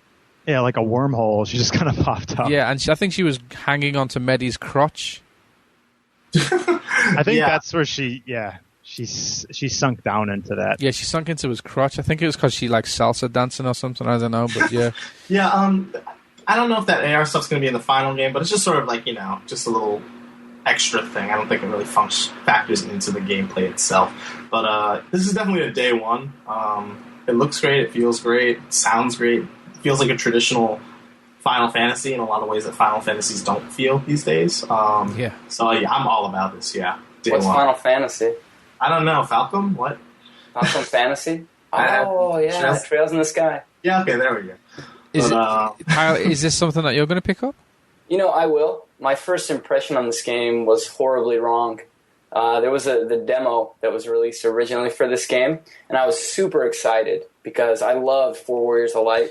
And I was like, oh, man, this looks beautiful. I bet this is going to be so cool. I'm so stoked for this demo. This is the demo that was in, like, a small village, right? And you got, like, a few quests to do in the small village? I wish. It was not nearly as fun. No, the demo starts, and you are on kind of what was like a bridge, or maybe in a castle or something. Right. And you have control over a character, and you can walk left about 10 steps. So I did that, and it stops. And then it goes, oh, go to our website and print out this image. What? And I'm going, okay, I'll do that. I thought it might unlock the demo or do something, So I go to the website and I print the image out, and it's like, all right, put it on your bed. Oh, okay, it's this one. And I'm going, put it on my bed. And I put it on my bed, and I hold the 3DS up to it. And the chick, the AR, it was an AR thing. She appears on my bed, and she's kind of making moaning noises. And she finally gets up and opens the curtains. And someone's knocking on the door, and she finally gets up and walks out. And that was the end of this quote-unquote demo, this game I'd really been looking forward to. So anyway, that was my original... that was the first demo, by the way. Yes, yeah. And I don't even call it a demo. And the fact that they did it, I was like, if it was just like AR preview or something like that, like I would have been like, oh, okay. But dude, I actually had my... Like, this was when I was in, like, super recording mode. I was like, I'm going to get this up on YouTube. And, like, I still have the outtake video. I'm, like, recording it, and I walk, like, 4 steps, and it stops. And it's like, go download the picture. And I was like, what the hell? I think I said it out loud. And I still have, like, this outtake video. I was like, well, screw this. And then I stopped recording. Like, what is this crap? But no, everything I've seen now looks awesome. Day one. So you didn't play the other demo that put you in a small village? I didn't even know this stuff had come out. This is like how out of the loop I've been on this. Yeah. And, like, I got on the shop and got like Etrian Odyssey 4, but I guess I missed. You want to talk about that? Because I downloaded it, but I haven't had a chance to fire it up yet. Have you played Etrian Odyssey before? No. It's Etrian Odyssey. I've honestly messed with it for about 30 minutes, which it's awesome. The music's great. If you like first-person dungeon crawlers, this is going to be awesome. Okay. So I definitely missed the PC Engine music. I hope that's still an option. Yeah. But I do like the music, though. Yeah, that's good. That's good stuff. Yeah, the dialogue was pretty decent. I liked the customization with the characters, the jobs. I do think it's hilarious how kind of with every game they've gone more and more like 10-year-old, 9-year-old, 8-year-old. Serious. Now you're like 7-year-olds. I don't know. The characters look quite young, but the designs are cool. I'm still super on the fence about this one. This one comes out on Thursday, so I'm grabbing it definitely. I think I'm going to grab it though. Oh, it comes out this Thursday, yes? Yep, yes. Along with Dokuro. So. Well, are you not going to get Max Anarchy? It's another one. I haven't even played it. I didn't play the demo, so. What are you doing? I know. I'm just failing on the podcast right now. I've been playing this little game called Phantasy Star Online 2. Did we talk about it? No, I was kidding. Malcolm? I need to play Max Anarchy because I heard so many mixed things on it. Some people are like freaking in love with it, and some people are like, meh. Those people just need to get out. Isn't Martin one of those meh people? Dunno. Maybe. Max Anarchy? Really? Meh? No, I liked it. Oh, okay. I thought that we had talked about it, and then you were just like, whatever. No, I liked it. I was quite Okay. I was quite impressed by it, but I can't afford it, so I ain't picking it. I don't know if it's a day one. Oh, wait. I thought we were going to all play this together. Oh, because I'm not getting it if you're not getting it. No, I don't think I can't afford it unless you want to pay for me. No. I was gonna do it if we're gonna get a group of people to play. Oh, right. I might consider this then. If I'm definitely buying it. I don't know if I'm buying it this week, but I'm definitely buying it within this month. I'm holding off. Dokuro's my pickup this week, unfortunately. Okay. So all 2,000 yen of it. Hey, don't knock it when. I'm not knocking. I'm buying it. No. Like my situation. Your budget, yeah. my budget. Don't laugh. I'm not knocking. Please don't laugh, because I shall cry. Yeah, it's looking like it might be a tough week. Do you want me to cry on the podcast? Dokuro. I don't want you to cry, Mark. Yes, you do. You need to give Dokuro its proper time. I think floor time when we talk about it. I think looks like it's gonna be a tough game actually. Yes. In the reviews in Dengeki. Yes. Yeah. Looks like it gets really hard halfway through. And it sounds like every kind of new level has its own kind of gimmick, which makes it really interesting. All about them gimmicks. Yep. I like the fact that each one's like a minute or two long, but you have to crack the puzzle. Without it, you can't move forward. It's kind of like Lemmings in that way, you know? But even shorter than Lemmings. Sure. Yeah, that's good. I'm excited. Like perfect, like in-game, waiting in-game. In the trailer, they showed a boss who wasn't in the demo, and it looked awesome. So, have you finished all 3 levels? Yes. Okay, good boy. Yeah. They transfer into the full game as well. Yeah, it is basically the full game, the demo, and then you just download the unlock key. So, okay, good. Okay, cool. Before we go into Zasshi Time, let's hit this Monster Hunter. Capcom did an event. Yes. Also, got to do SP later before we wrap up. SP. Steel Battalion, boy. Oh, right. Okay. Yes. Got to bring that to bear. Steve's crying corner. Yes. Excellent. Okay, so Capcom the event was today, right? The actual Monster Hunter. Today and yesterday, actually. Yesterday, but they didn't show the Monster Hunter stuff until today. They showed it yesterday as well, but they didn't stream it. Okay, so they streamed it today. Yeah. Right. Okay. Monster Hunter 4 for the 3DS is Spring 2013. Spring 2013. Not this year. Along with like every other blockbuster game out there. Yeah. Right. Okay. So, initial impressions of the video that you saw. Go. Glad it's 2013. Yes. Wow. Definitely. Animation looked great. Fantastic. There's some very cool stuff at the very end of the trailer involving jumping on monsters' backs and like crazy terrain traversal. Just stuff really that's never been in there before. Very fast-paced craziness. Texturing. N64. Hello. 1996. Some real bad. Look good on my iPhone. I'll say that. It was quite colorful. On my tiny iPhone. I honestly thought the colors looked great, yes. but I see what you're saying about the texturing. It starts off with one of your hunters in a nest of an enemy, right? Yeah, and he's digging around, right? But but that just looked awful. It did. The texture on that ground was not so hot. I was like, what, hang on, is the filtering gone? Something wrong with the filtering or something? Because it was just like grey. And I was like, Jesus. And no, sure enough, when the camera pulled out, the actual character was fairly nicely textured, but his character model... And you actually downloaded this and watched it on your 3DS, right? Yeah, I was watching this on the 3DS. Right, as you should be. I mean, that's what you'll be playing on. Some people were like downloading it and watching it on 1080p, which was just stupid. Yeah, of course. Like, upscaling, it's not going to do anything to the cause. But yeah, I watched it on the 3DS, and I was like, wow, that ground texture is awful. Is there something wrong with the filtering? And then obviously then you see the character, and then it pulls out, and then the texture looks okay on that, but his model looked fairly low. The poly count in it looked pretty low as far as I'm concerned. But as you said before, Elliot, the animation was really good. They have really great. It definitely seemed like that's what they were trying to draw your focus into. Animation. They've got a lot of set piece animation, a lot like Uncharted. You know, you go to certain aspects of Uncharted, and it's got a lot of specific animation for specific parts of the game.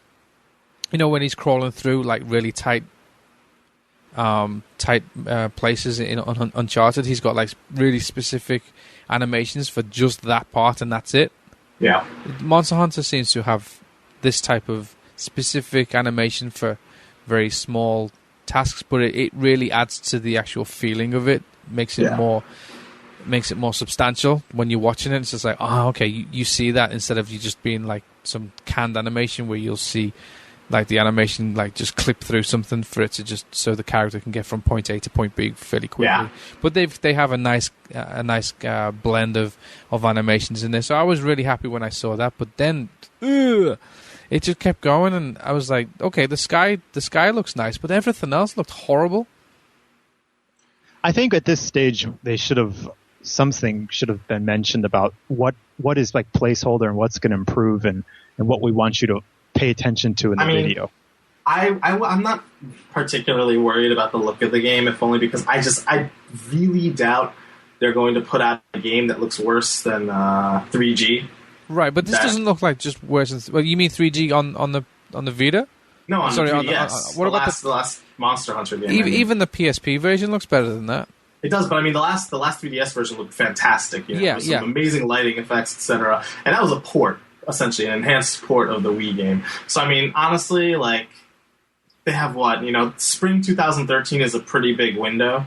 That could be, So what could be a reason for the terrible looking? I mean, just still in development, honestly.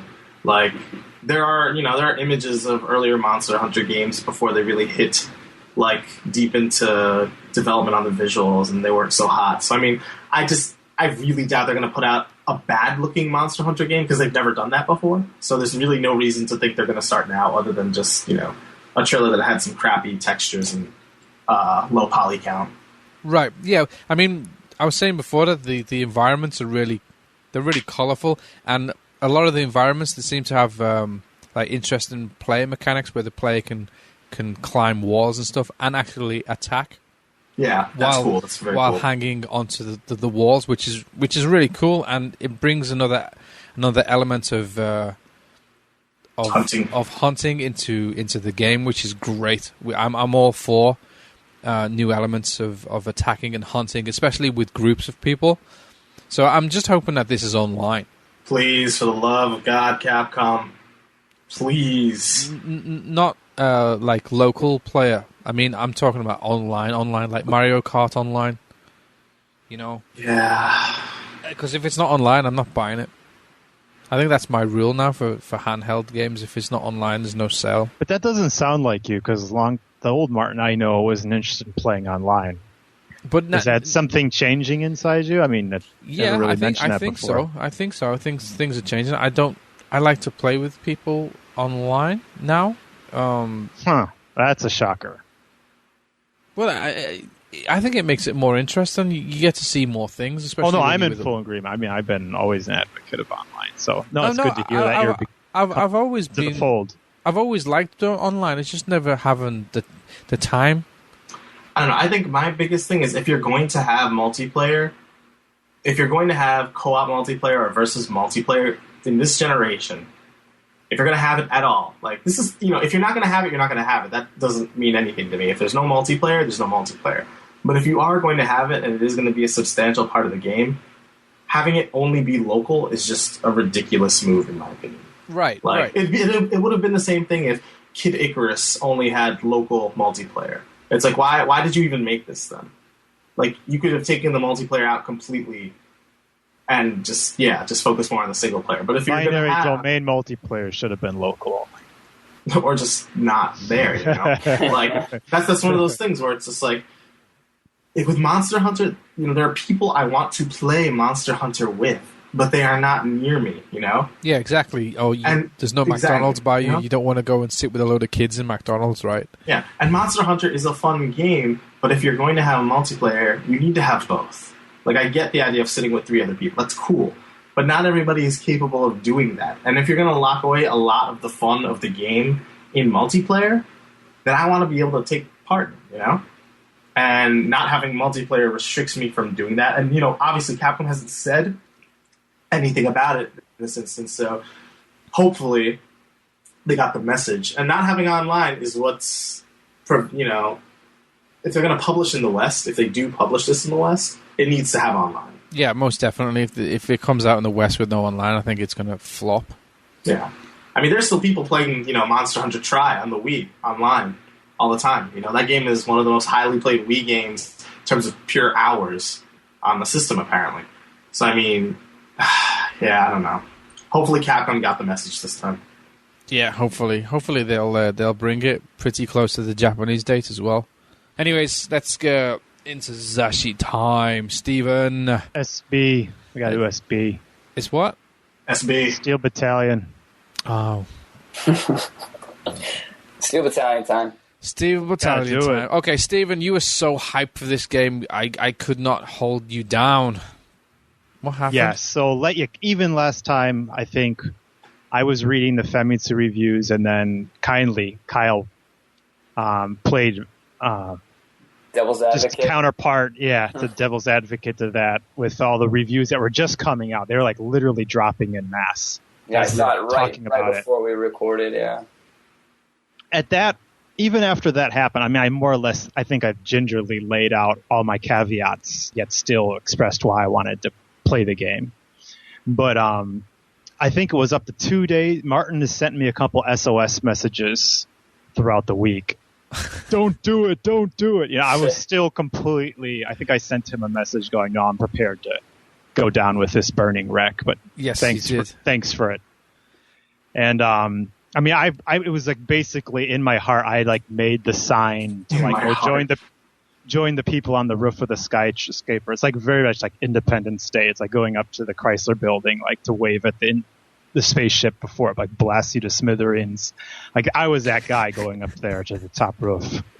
But yeah, so I had like this raw excitement for the concept, but like Giant Bomb completely fanned the hype flames for me by just off of their impressions of it during E3.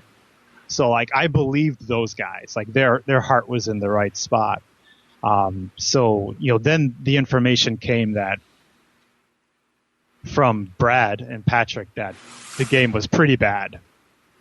Right, Martin? I think bad. you pretty much got all the information before me, so you were trying to wave like my flaming wreck driving down the road at like 300 miles per hour, like please stop and get out before you die. And I was just kind of giving you like the Terminator thumbs up as I go down in the magma pit. You're like, oh, he's gonna die, but such is life. It's his money. Yeah. But but there was a little bit of destiny here because destiny intervened because like I had a big company presentation on Thursday, or I had to prep for it on Thursday night for Friday, and all the games come out on Thursday. So thank God I couldn't stop at the nearby big local shop that we have. So I had to go to a local. I just went to a really small place right at my station.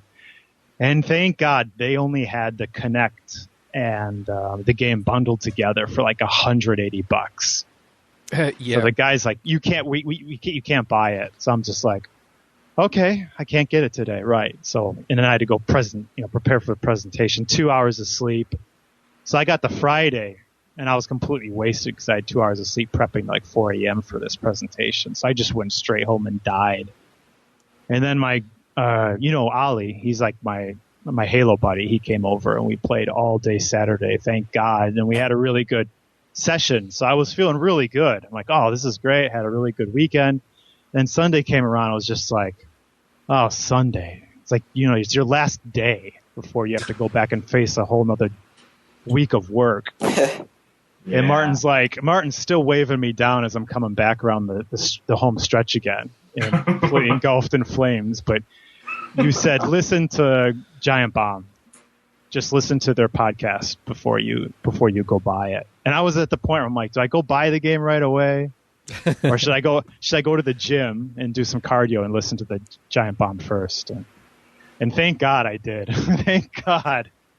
So I listened to it as I was doing my exercise. And Brad, the reason, I mean, first of all, he was like, he had his heart in the right spot. He's like a person who's bashing Kinect from the beginning. So I knew I could listen to them and how hyped those guys were. So I knew I could basically trust what he had to say. But he said, one, he said, the game Steel Battalion isn't going to be fun even if it worked.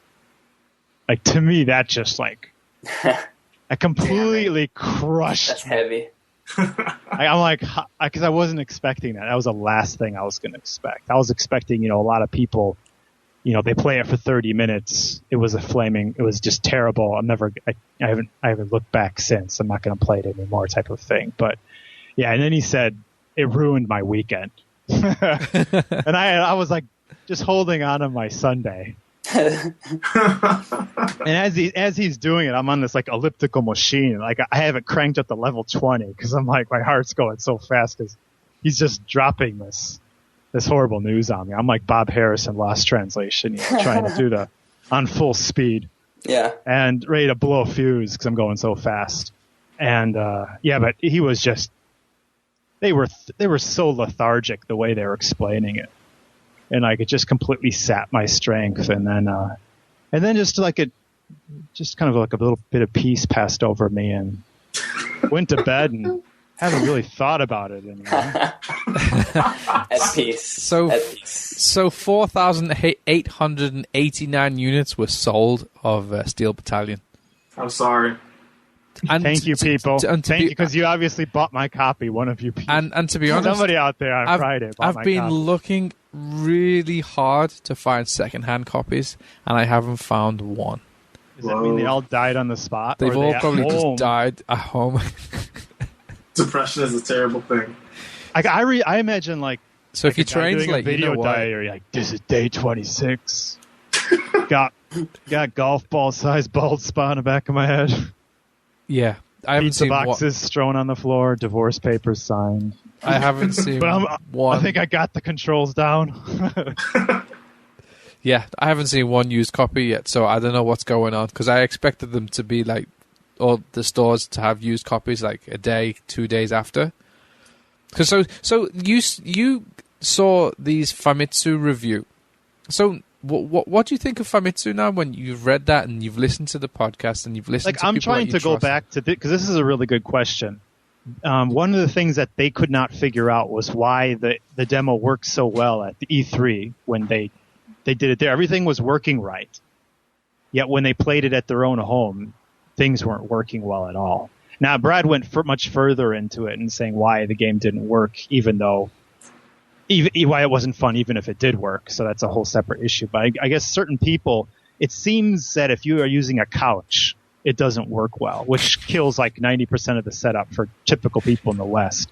It seems like if you have like a single chair and you have to figure out, I've seen a couple guys say some pretty positive things who actually worked out ways around the terrible controls. So it seems like these are starting to emerge.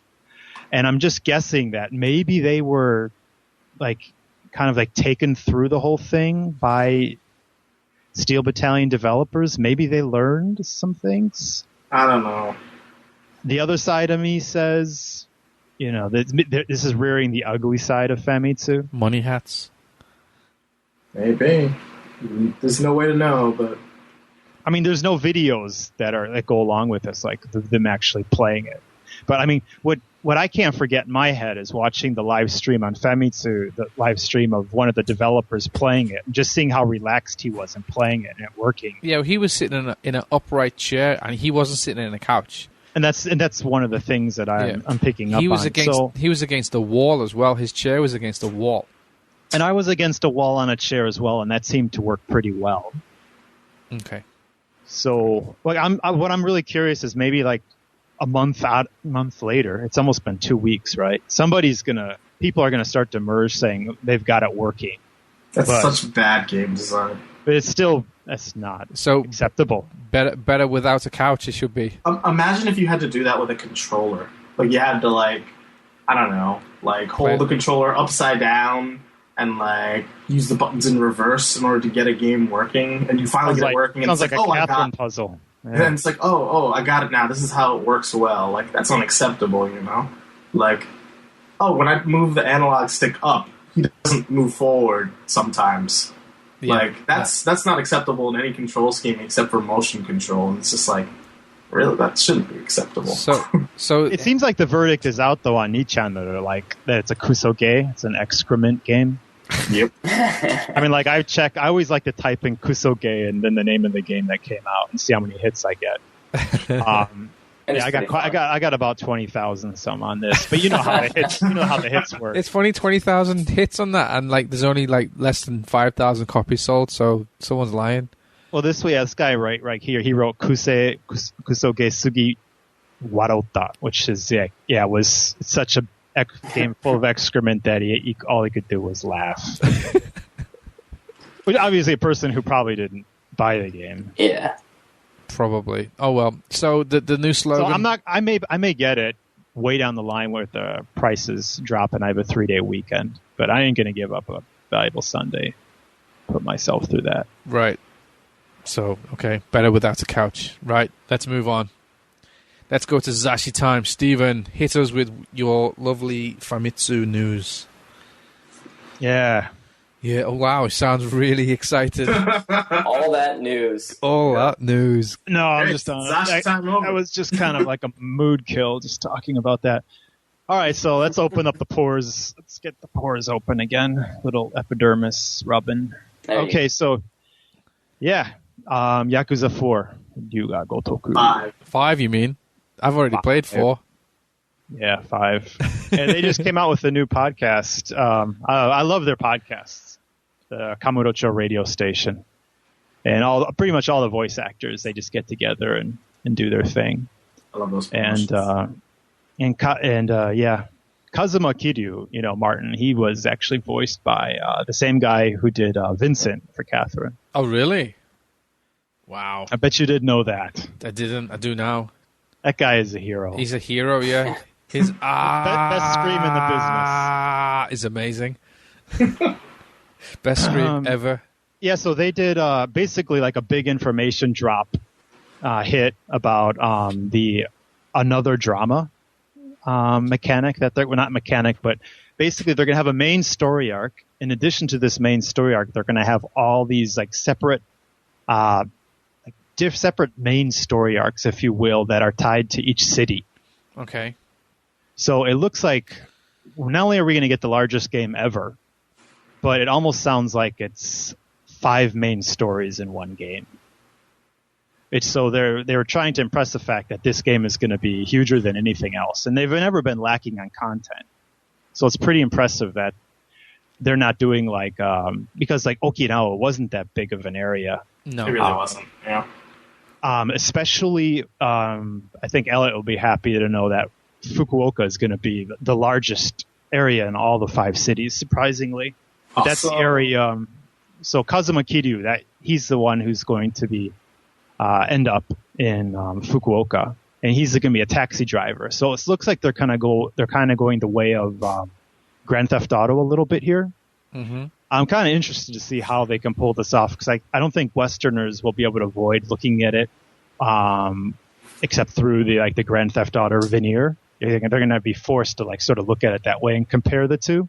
Right. So we'll see what happens. But yeah, so this whole subdrama we learn is that Kazuma Kiryu, he left the orphanage in Okinawa, and then he went off for whatever reason to just live his life incognito as a taxi cab driver. So yeah, so you're going to be basically driving around town. It sounds like it's going to be, have you ever seen the HBO series Confessions in a Taxi Cab? Yeah. It sounds like it's going to be something like that, where it's tell me your life story as I get you from A to B. And these people have got these crazy whack stories. So he's going to have to, instead of a hostess club, it sounds like a lot of this stuff is going to be in the taxi cab. In the taxi cab. That sounds cool. So yeah, and so it looks like it's going to be a really big city, and then there's going to be this whole story of him getting into this scuffle with these hot, what is it? What are they calling these guys? There's some death squad, these guys just racing through the city, kind of very Mad Max. And I guess what happens is he somehow gets these skill points up through these missions of driving people from A to B. And then he can actually customize his car and make it more fast. And so he looks like he's going to be doing a lot of racing with these hot rodding, like Mad Max, like mafia gang type people. So it's turning into a French movie, Taxi. Yeah, the old Taxi movie with or Robert De Niro, a little bit of that in there too. Luc Besson movie. Awesome. Looking forward to that. Well, I like driving sections in games anyway, so this will be quite... it should be quite amusing because it's a Yakuza game. Yakuza games are always amusing, so just hopefully the mechanics, they get the mechanics down and the driving... Yeah, like I'm always a little bit nervous because like the shooting in the prior game was pretty dodgy. So then binary domain was fantastic. Yeah, so that's what I was thinking just about to say that, whereas, the end was the shooting mechanic was terrible, but then binary domain came out and it was pretty solid. So kind of strange, but it's anyway. A bit hit and miss. Yeah. Well, I guess they've had time to tune it, and they've had a lot of feedback, and they've said, okay, we can do this, we can fix this, blah blah blah blah. So yeah, that works. So have they had any experience in driving games? No. So it's probably going to be crap first time and better. Yeah, it's a little bit weird. They have like they'll have an area where it's like, do not drive over 60 kilometers per hour. You have to drive smoothly, and if you piss off your customer, you'll get penalized or something. That right. To me is like, what? That doesn't sound fun at all. Well, that's like Densha to Go. Oh yeah, a little bit. Yeah, like the train game. The train game. If you were going too fast, and when you slowed down, you were like jerky, and it wasn't smooth. You'd piss off all of the customers or the other commuters on the train, and you'd get less points and stuff, and because people would complain and stuff about falling all over the place. Yeah, falling all over the place in the carriage and that. So that's kind of like Densha They Go. There you go. Okay, cool. So yeah, but he's got a lot of taxi cab responsibilities in there, and I don't know. Hopefully, it works out well as the Hostess Club, because that was probably one of the stronger areas. So right. Okay, to carry that over. So then you've got Osaka. Yeah, Osaka. They haven't really gone into as much detail yet. Other than that, it looks like it's going to be a rhythm game. Yeah, like Idolmaster style. If any of our listeners know what Idolmaster is, yeah, Kyle's down with that, right? Yeah, it looks like a proper game. So it's pretty ambitious. I mean, each city looks like you're going to be doing something completely different. So, and they've always done like really good at their smaller games, but I don't know if they're going to be able to bring their A game up to the point where it's like you're playing this mini game within a game. I mean, not like a mini game, but like a huge game within a gigantic game, and enjoy it enough to where you just want to play that out for 5 or 6 hours. So then you got Nagoya, which is apparently is a baseball theme. Right. Yeah, I think we went into that earlier about the former baseball player who's been kicked out of baseball and now works like at a smut magazine shop as a writer. So we'll figure out. We'll have to see like how those power moves that he has are be incorporated in there to do some probably pretty crazy baseball cutscenes and whatnot. I'm definitely looking forward to TGS because this is one of the games that they'll have on show. Yes, one of the big ones. Yes, it'll be one of the big ones. And as going on previous years at TGS, Yakuza was always huge. I mean, the booth was huge. So I'm looking forward to that. It's always actually funny to see Western press in the booth, and they just sit there looking like, what's going on? Because like the presentation's like 25 minutes long, and you're locked in inside the booth, and most of the Western press are like, what's going on? Obviously they can't understand anything, and they look bored stupid. It's really funny watching them. They've got the hottest booth babes, with that, hands down. Oh yeah, of course. They've got like all of the hostess type girls, right? They probably hire the actual hostesses. Probably. They probably hire the actual hostesses that they've got in the game. Yeah. To attend TGS, because they do choose real. They have an audition, don't they, to appear in the game, and they are real hostesses. So yeah, they just had a contest that you could actually vote online this time. So I placed my vote. You did? Yeah. Okay, so you can tell us whether or not they're at TGS or not. Yeah. Yes, I can. Sweet. Okay, so I'm really, really interested though to see if they can pull this off, because they're like, you are going to be playing this game for a really long time. Well, so this could be the Xenoblade of Mafia games. Sweet. Alrighty. So what's next? Anything else in Famitsu? I don't know. What do you guys think? Are you excited about Zombie U? Is that a Japanese game? Hello? Is that a Japanese game? Yes, that's coming out for the Wii U, right? Yeah, but is it a Japanese developer? I don't think it's Japanese developed. I think it's not like Ubisoft. It's Ubisoft, right? Yeah, this was by Ubisoft, right? So French, right? Yeah. I know it's coming out. But I mean, for it's the Wii coming U. out, for Japanese hardware. Ha! That's how I spin it at 1 a.m. in the morning. Weak. Zombie U isn't a Japanese title, Steve. No, but I think it definitely is. It's playing to the strengths of the gamepad, the Wii U gamepad, the best. At the moment, yeah, it looks the most interesting. It kind of reminds me. It reminds me of Red Steel for the Wii. Uh-oh.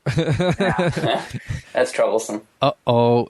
I mean, it does, honestly. It uses the Wii hardware, the Wii U hardware, like no other title, The actual sniping, where you're actually, you have your 60-inch TV and you're holding the actual gamepad in front of you and using that as like the zoom-in sniper. The whole like lock picking aspect where you're punching in the keys frantically while the zombies are coming at you to get through the locked door, or shaking the gamepad to shake away from the zombies who got you. All that stuff looks pretty good. And this location's London, so I'm happy to see London in a game. Finally get a chance to right the wrong from Ninja Blade. Well, yeah, I don't think London's been in a game since The Getaway on the PlayStation 2. Well, Ninja Gaiden it was in. Oh yeah, Ninja Gaiden as well, yeah. But it was only in it for like one level. Right. Although the bus numbers were all correct, so it's good. Okie dokie. So is the not... No, are you interested in, as a game that plays to the strengths of Wii U? Yeah, I'm always interested to see what kind of... As a shooter, mechanics. I would say kind of meh, but just seeing how well they've incorporated it, definitely really interested in that. We don't know how well they've incorporated it until we actually get to play it. I mean, you can always... I guess you can always see what the magazine writes about it, but I mean... No, looking at the live video footage that I've seen, everything looks pretty good. Yeah, it does look pretty good. I'm interested to see it. I mean, if it's a launch... Is it a launch title in Japan, or are they saying it's a launch title? Here, no, it doesn't say. So, yeah, if it's a launch title, I'll probably pick it up because I'd like to show off the functionality of the Wii U, but if it's not, I probably won't pick it up. I think it's pretty ballsy that they're taking an FPS and throwing it as within the launch window, as a launch window title. Is pretty ballsy. What, for Nintendo or for... Yeah, for Nintendo. And for a handheld for that. Well, somewhat you're going to be using it as some way as a handheld, I guess. Right. Are you guys picking up the Wii U or what? Still very undecided. Yeah. Undecided. Okay. Wait, you're gonna get a bigger 3DS, but you're undecided about the Wii. Well, because the 3DS has games I like. Exactly. I like the software. Yeah. But this plays Wii games, so you can still play your old Wii titles unless you don't have any. So does my Wii. So does my computer, and better. That's very true. Ooh, Dolphin Boy. Yep. Okay, fair enough. Moving on. Anything else in your Zasshi time? There's a lot of stuff wrapping up E3 that I'm not going to get into. So, meh, ijo desu. Ijo. Okay, fair enough. Dengeki. Did anyone get any Dengeki info? I did, but same kind of stuff. Covering the same games, same news, E3 stuff. Yeah, nothing of particular interest. Okay, fair enough. Okay, let's get into a bit of numbers with Media Create. Just wanted to say that Pokemon Black and White killed it. Killed it, yeah. 1.5 million units. And this is this isn't a brand new generation. No, this is a sequel. Yes, this isn't even on the 3DS. Yeah. It also didn't move any consoles, but everyone in Japan has a DS, so. Yeah. Yeah, it's a bit crazy. 1.5 million units. Damn, I wish Vita could do kind of numbers like that. I thought it was hilarious. They recapped the Japanese gaming industry. I think it was. I can't remember exactly what the dates were, but they recapped the Japanese gaming industry between a certain period and a certain period. It was maybe 3 months or 6 months. It must have been 3 months. But they recapped it, and there was only 1 million seller in that period, and it was Pokemon. And it came out like the day before they ended the report. So they had this long, 3 months report for all these games that had come out. And it was like, oh, there's only 1 million seller on here, and it came out yesterday. Okay. Nice. Well, Pokemon. Yeah, was it Dragon Quest Monsters? That's doing 720,000 units, so that's pretty good. I think that's doing quite well, actually. Quite well. You still haven't played that, have you, Kyle? Nope. Okay. Is it still in this seller thing? I opened it. You did? I looked at the inside to make sure there was no instruction manual. That's my new thing. He's making progress, people. Yes. Okay, your Persona 4 came in at 166,000 units? Yep, 30,000 this past week. Yeah, pretty much what was expected. Yeah, I mean, these kind of RPGs kind of take a big hit the week after. They're very front-loaded, so... Right. I'm pretty surprised. So what do you expect sales the next time to be? I have no idea. If the White Vita came out, right. If the White Vita came out and people were waiting to get it, it could hold, not hold exactly, but maybe not drop as much. But yeah, I don't expect it to do. I reckon about very much next week. 8,000 units next week. I go with 12,000. Okay. I'm gonna go 15, half. Alrighty. I'm gonna go 20. Really? Yeah. Well, no matter any of those numbers, it's all higher than Steel Battalion. Okay, fair enough. Right, okay, so on the PSP was it Kenka Bancho? Yeah, Kenka Bancho. Let's see, still going pretty strong. Yeah, it is. It's 22,000 units basically. Have any guys played that? I played the last game they made. It wasn't Kenka Bancho game, but it was Gakitora. Yes. Yeah. It was basically Great Teacher Onizuka, the game. Yes, I played that. I live streamed that, and it was hilarious because I punched some girls' clothes off. Yeah, it's a really funny game. It's really interesting. So I mean, they make fun games. Yes, they do. I was thinking about picking it up. I was thinking of actually picking up a second-hand PSP and picking it up, but I decided not to. Tokyo Jungle coming in at in a grand total of 165,000 units. They sold 18,000 units, so that's pretty good for kind of a... Yeah. I think this is going to continue to sell. Oh, it is. It's got word of mouth. It's got evergreen material. Yeah. It's really beautiful. Did they fix the online stuff yet, Steve? Yeah, I actually purchased my first... What did you buy? My silky terrier. Silky. All I'm missing is my all it's missing is my Oblivion horse armor. Did you download the? If I could dress that thing in Oblivion horse armor, I would definitely pay $2. Did you not download the characters, the PlayStation characters, to mount your animal? Persona prevented me. Okay. Blame it on Persona. Fair enough. Anyone play this K-On? Anyone know? No. I played it on PSP when it came out. Oh, okay, fair enough.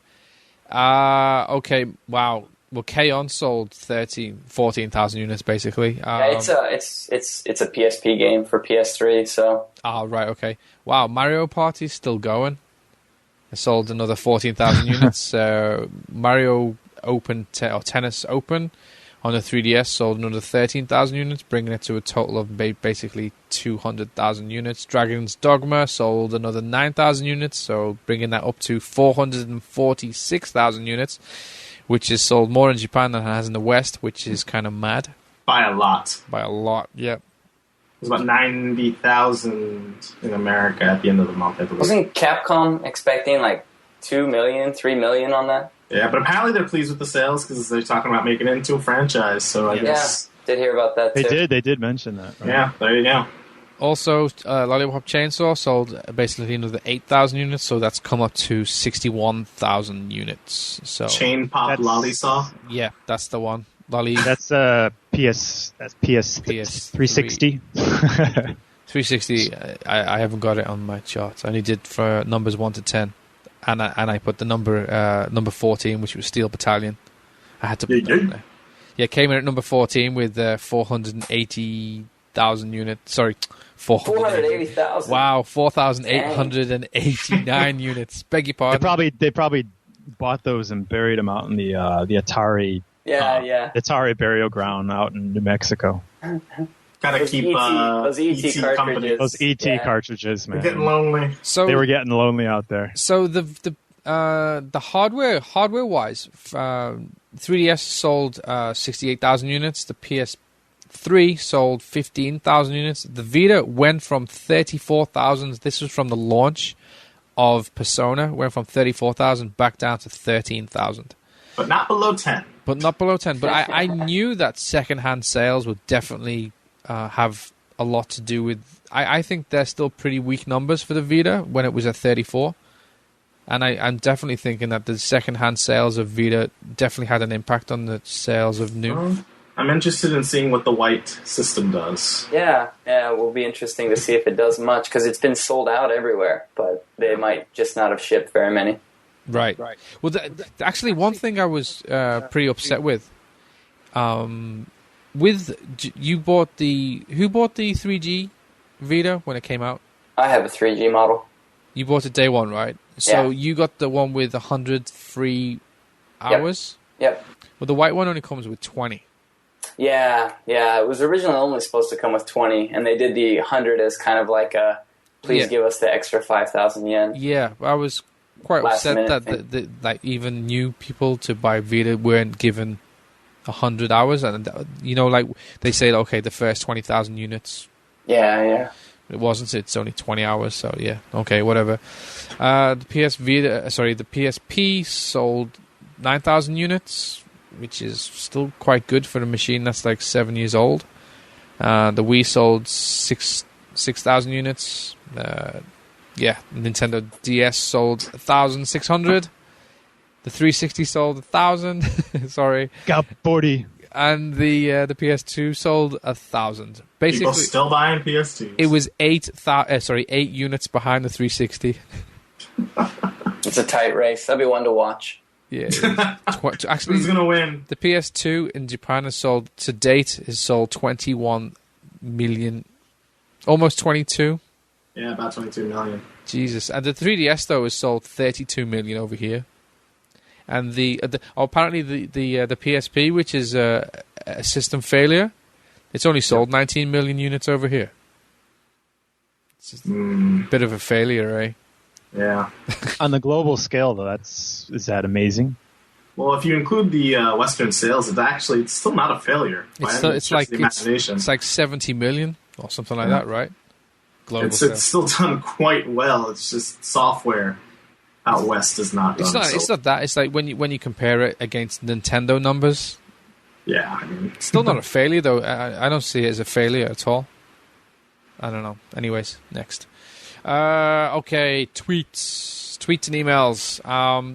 Okay, food question from Crackalacken Z. He says, glazed grill on a stick, yakitori or unagi? Yakitori. Unagi. What? Oh, Steve, I'm finally in the majority this week. Well, let me tell you why you guys are wrong. No, you're wrong. You're eating horrible slimy fish. This Unagi Day, official Unagi Day is coming up. Yes, so you got to respect that. I didn't respect the slimy fish. You got to be in sync with what's. I'll respect it, Steve, by spending as much as I would spend on unagi on yakitori and getting tons of it.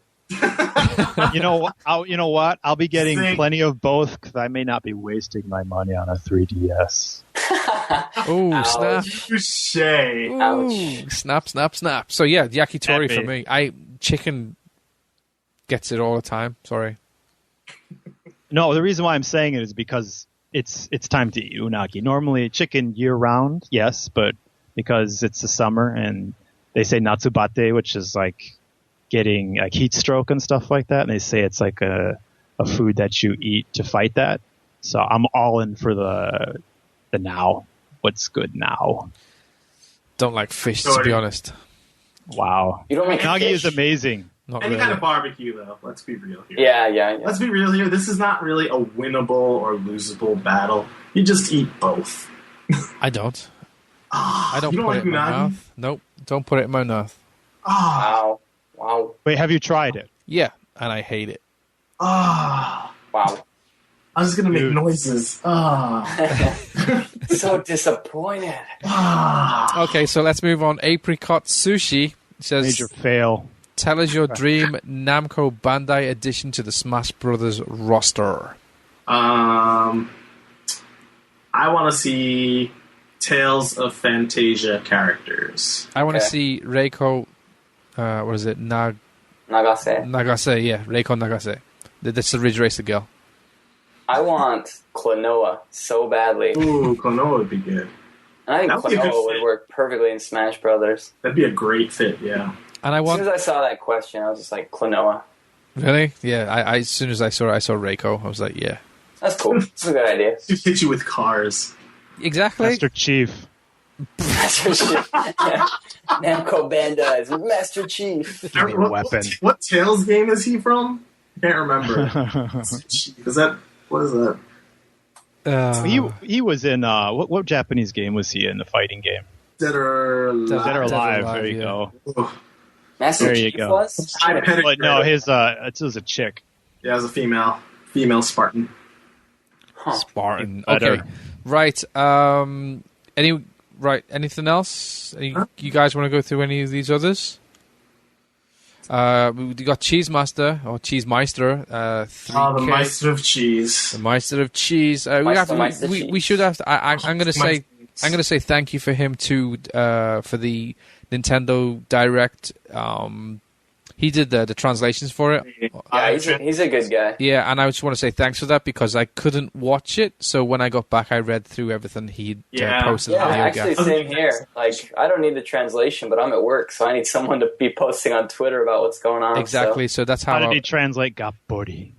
I don't remember exactly, but he did it quite well. Yeah, he did a great job. So I just want to say thank you to him. Yeah, good man. Good guy. Any guys you want to read any of these others? Well, we kind of talked about the second circle pad. Yes. I don't really care because it's the direction they're going, and I want the bigger screen. Okay. Just a question about Circle Pad, though. I mean, have you played it? And has anybody played a game and seen I how have. much better it is? I have. bought the circle pad, 1,500 yen. I sold it. So I played it. I played Resident Evil with it, and that game was significantly better with the Circle Pad Pro. I tried to play Kingdom Hearts with it, and for some reason, I guess I got so used to playing it on the PSP that yes. I got more used to not having the second stick, and it was actually more irritating with it. But that's just me because I'm a weirdo. So That might be how Monster Hunter was for me. I bought the stick for Monster Hunter, and just whatever, and I was fine without it. Okay. But I definitely get why people need it. Okay. What about CW Sasuke? He asks, what are you guys expecting from the next PS Vita gaming heaven? Any wishes? Now that we kind of know what to expect in a way, I just want to see real gameplay footage Of Ease. of Ys mostly, Yeah. and other Falcom games. So basically, just make it Falcom gaming heaven, and I'm good. Well, it wouldn't surprise me if they showed both Ease and Zero. Kiseki. They will They'll definitely be show there. definitely show Ys, I think. As far as other stuff, I don't know. I'm not like... If we get one or two game announcements that are cool, I'm happy. Yeah. I'm not really going to predict it because, I mean, we didn't really know what to expect last time. We heard Sakai would be there, so we all expected new Phantasy Star Portable. We got actual Phantasy Star Online too. I don't know. I'm not going to Maybe predict, a couple but- other new games that they'll use the old library Yeah. stage to talk about new games they can't. Yeah, there you go. Yeah. Reveal. There's Vita stuff I'm looking forward to this year that's sort of right around the corner.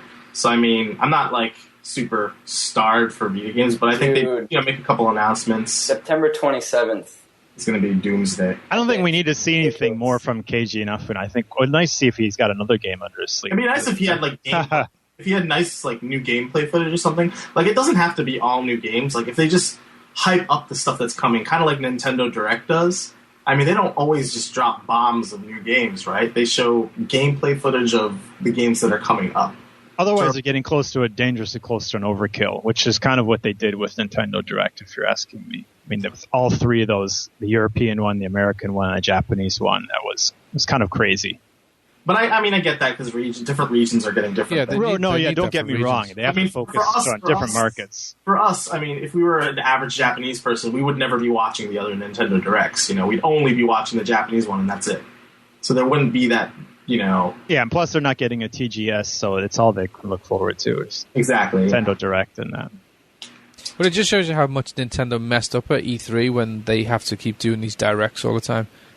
Yeah, but I mean, in some sense, it also proves the uselessness of E3, like at this point, and how just kind of tired it's getting. Yeah, like if Nintendo wants to do something, they do it on their own time. It's kind of like how Apple does things. Capcom did it, this past weekend. Yeah, right. Not that way, but yeah. Fair enough. Okay, Biff Sticks, he says, give one fun fact about the city you live in that the people in the United States wouldn't know. But I'm going to say that in people in Nagoya, they're famous for living with their parents. There you go. Nagasaki Prefecture. What? Okay. Nagasaki Prefecture is the poorest prefecture in the country. Wow. Yeah. On the other flip-flop side of that, Osakans make a lot more money than most of the people in the country, including Tokyo. And for those who don't know, they speak a dialect here, which is considerably different from normal Japanese. So much fun. It's very fun. Yes. Stephen? Commodore Perry opened up Japan, and the first one of the bigger cities to accept foreigners was Yokohama. So, if you walk around here 250 years ago, there are a lot of foreign dudes around here. So it hasn't changed? Eating sushi and unagi. Back to unagi. With pipes but smoking on pipes and eating chocolate. I bet they had their 3DSs. They don't make fun of that crap on podcasts. Oh. Okay, it was a Guinans, BR. He says, greetings from Brazil. Really wanted to get into... Obrigado. Okay, there you go. Thank you. Really want to get into, I was going to say Famicom games. Falcom games. Which series game should I play first? Western releases. Well, first, Guyan's Burr. I have to tell you, it's not Falcon. It's Falcom. That's important. That's okay. Pushing my glasses up a little bit. So he basically swore at you guys? He insulted my mother. Oh, okay, so don't answer his question then. I'm just kidding. I would say, it depends on the type of game you like. If you really like traditional RPGs, Trails in the Sky is I could talk for forever about those games. Yeah, so can Kyle. Yes, yeah. And if you like action RPGs, I don't know. Kyle, what would you say would be the best? I'm just going to say, this is, when I first read this question, I would say, just go pick up Oath and Felghana. Yeah. Oath and Felghana. Play Oath and Felghana. It's not long. No. It's amazing. Yeah. And it will give you an idea of Falcom. Though something good about that, though, is if you happen to not like Ys, Oath and Felghana, don't take that as a sign that you won't like any other game in the series, because a lot of the Ys games play... Hold up. Not like Oath and Felghana? There are degrees of like for Oath and Felghana, but how can you not like Oath and Felghana? You would be surprised. Are you kidding me? I know people who prefer the original Ys Wanderers from Ys 3, which was just like a side-scrolling... Yeah, I've played it. Yeah. I know people who prefer that version. No, you don't. I do. They're not real people. I do. And if you're listening to this, I'm talking about you, Arcade. If you're listening to this and you don't like Ys, Oath and Felghana, you're thinking that right now. Actually, I didn't like Ys, Oath and Felghana. Go play it again right now. No, I will say... change your opinion because you're wrong. I will say, if maybe I don't know, the locations or the level design aren't your cup of tea, play Ys Origin, which I actually prefer Origin to Oath and Felghana, but I love them both. Do you really? I like Origin a lot, but Ys Origin is... I love Origin, but anyway. It's on Steam. It's $20. It's a prequel, so you can just kind of dive in without knowing the characters. It's really good. They're all, let's be honest here. Yeah. All the games are really good, and you should play them all, and if you don't, you're a bad person. The end. Right, Kyle? Right. Okay. I like that. Cool. Is that all of our questions all gone already? I think that's it. We burned through that, didn't we? Yep. Damn. Oh, we did miss a game, but I think we'll talk about that next week. Yeah. That was Elliot's... he's even taken it off the outline. Goodbye. I won't mention it. Wow, that was quick. Stealth editing there, Elliot. Good work, Elliot. I'll check out when I play it a little bit more, but for all you fans out there who like visual novels or want to hear more about Japanese adventure games, I picked up Robotics Notes, the next game in the science adventure series that started with Chaos Head, and then Steins Gate, and now this game for the PlayStation 3, Xbox 360. I'll talk about it. I watched my wife play the demo, so I can be like, yeah, I saw that. Sort of. Yeah, That's I totally about as deep saw as that. I can get into it. It'll basically be me talking at you for like 15 minutes, so prepare yourselves. Right, Get okay. the popcorn. I've got my popcorn, slippers, and smoking jacket ready. Nice. All right. Right. Alrighty. Okay, so I think we should wrap it up, guys. It's now... The main point in the wrap up here is if you haven't played Oath in Felghana, I would recommend right now that you go do that. And if you like RPGs and you haven't played Trails in the Sky, play it, learn Japanese, and then play the rest of the games. It's not that big of a deal. Is that the kind of wrap up you were looking for, Martin? I'm going to exercise power of attorney and just say, play some Halo, and then when Persona comes out, switch gears. How you doing? I can get behind that. That's okay. Yeah. No, you can't. Okay, quite disgusted. Anyways. Right, okay, so let's wrap her up. Okay, if you want to follow me, I am DJ Mizuhara on the Twitter. Steven is... Steve_RedSunG. Oh my god, he got it right first time. Hallelujah. Kyle. Keep it moving, keep it moving. Wow. What's up? I got to start work an hour earlier. I think we talked about that. So Yeah, let's go. Kyle. Kyle 22, all spelled out, no numbers. Okay, Elliot. Ryoga Satome. You'll figure it out. That's what I like to hear. It's in the outline. Yeah. At this point, if you don't know it already, I'm sorry, I can't help you. Okay, fair enough. It's in the the outline. spirit. If you want to follow us on Twitch TV, it's Twitch TV /RedSunGamer. If you want to follow us on YouTube, it's YouTube /RedSunGamer TV. Kyle, you are? Skygene 22, this time the number 22. This time the number 22. I also want to give a shout out to Omni Omega OB. He gave us a shout out on one of his videos. He does PS Vita videos, and he gave us a shout out and actually put our logo over his video, and I'd just like to give him a shout back. That's all. If you want to comment on this podcast or any of our previous podcasts, go to NeoGAF or retroids.com. We've got a thread in NeoGAF. Please comment on those in there. guys. Also, I haven't said this for like forever. iTunes, please leave and I don't know, 5-star rate. I don't know, whatever. Up Rate to us. Just write Just something. rate us. Write words. Right Yeah. words. Okay. Any word is okay. True. Like Something Falcon like games are the best. Steins Gate length. You know? Damn. Anyways, that's Red Sun Gamer, Son of a Podcast, episode 42. Let's go to some of this. It's quite so nice. That's nice. Obrigado.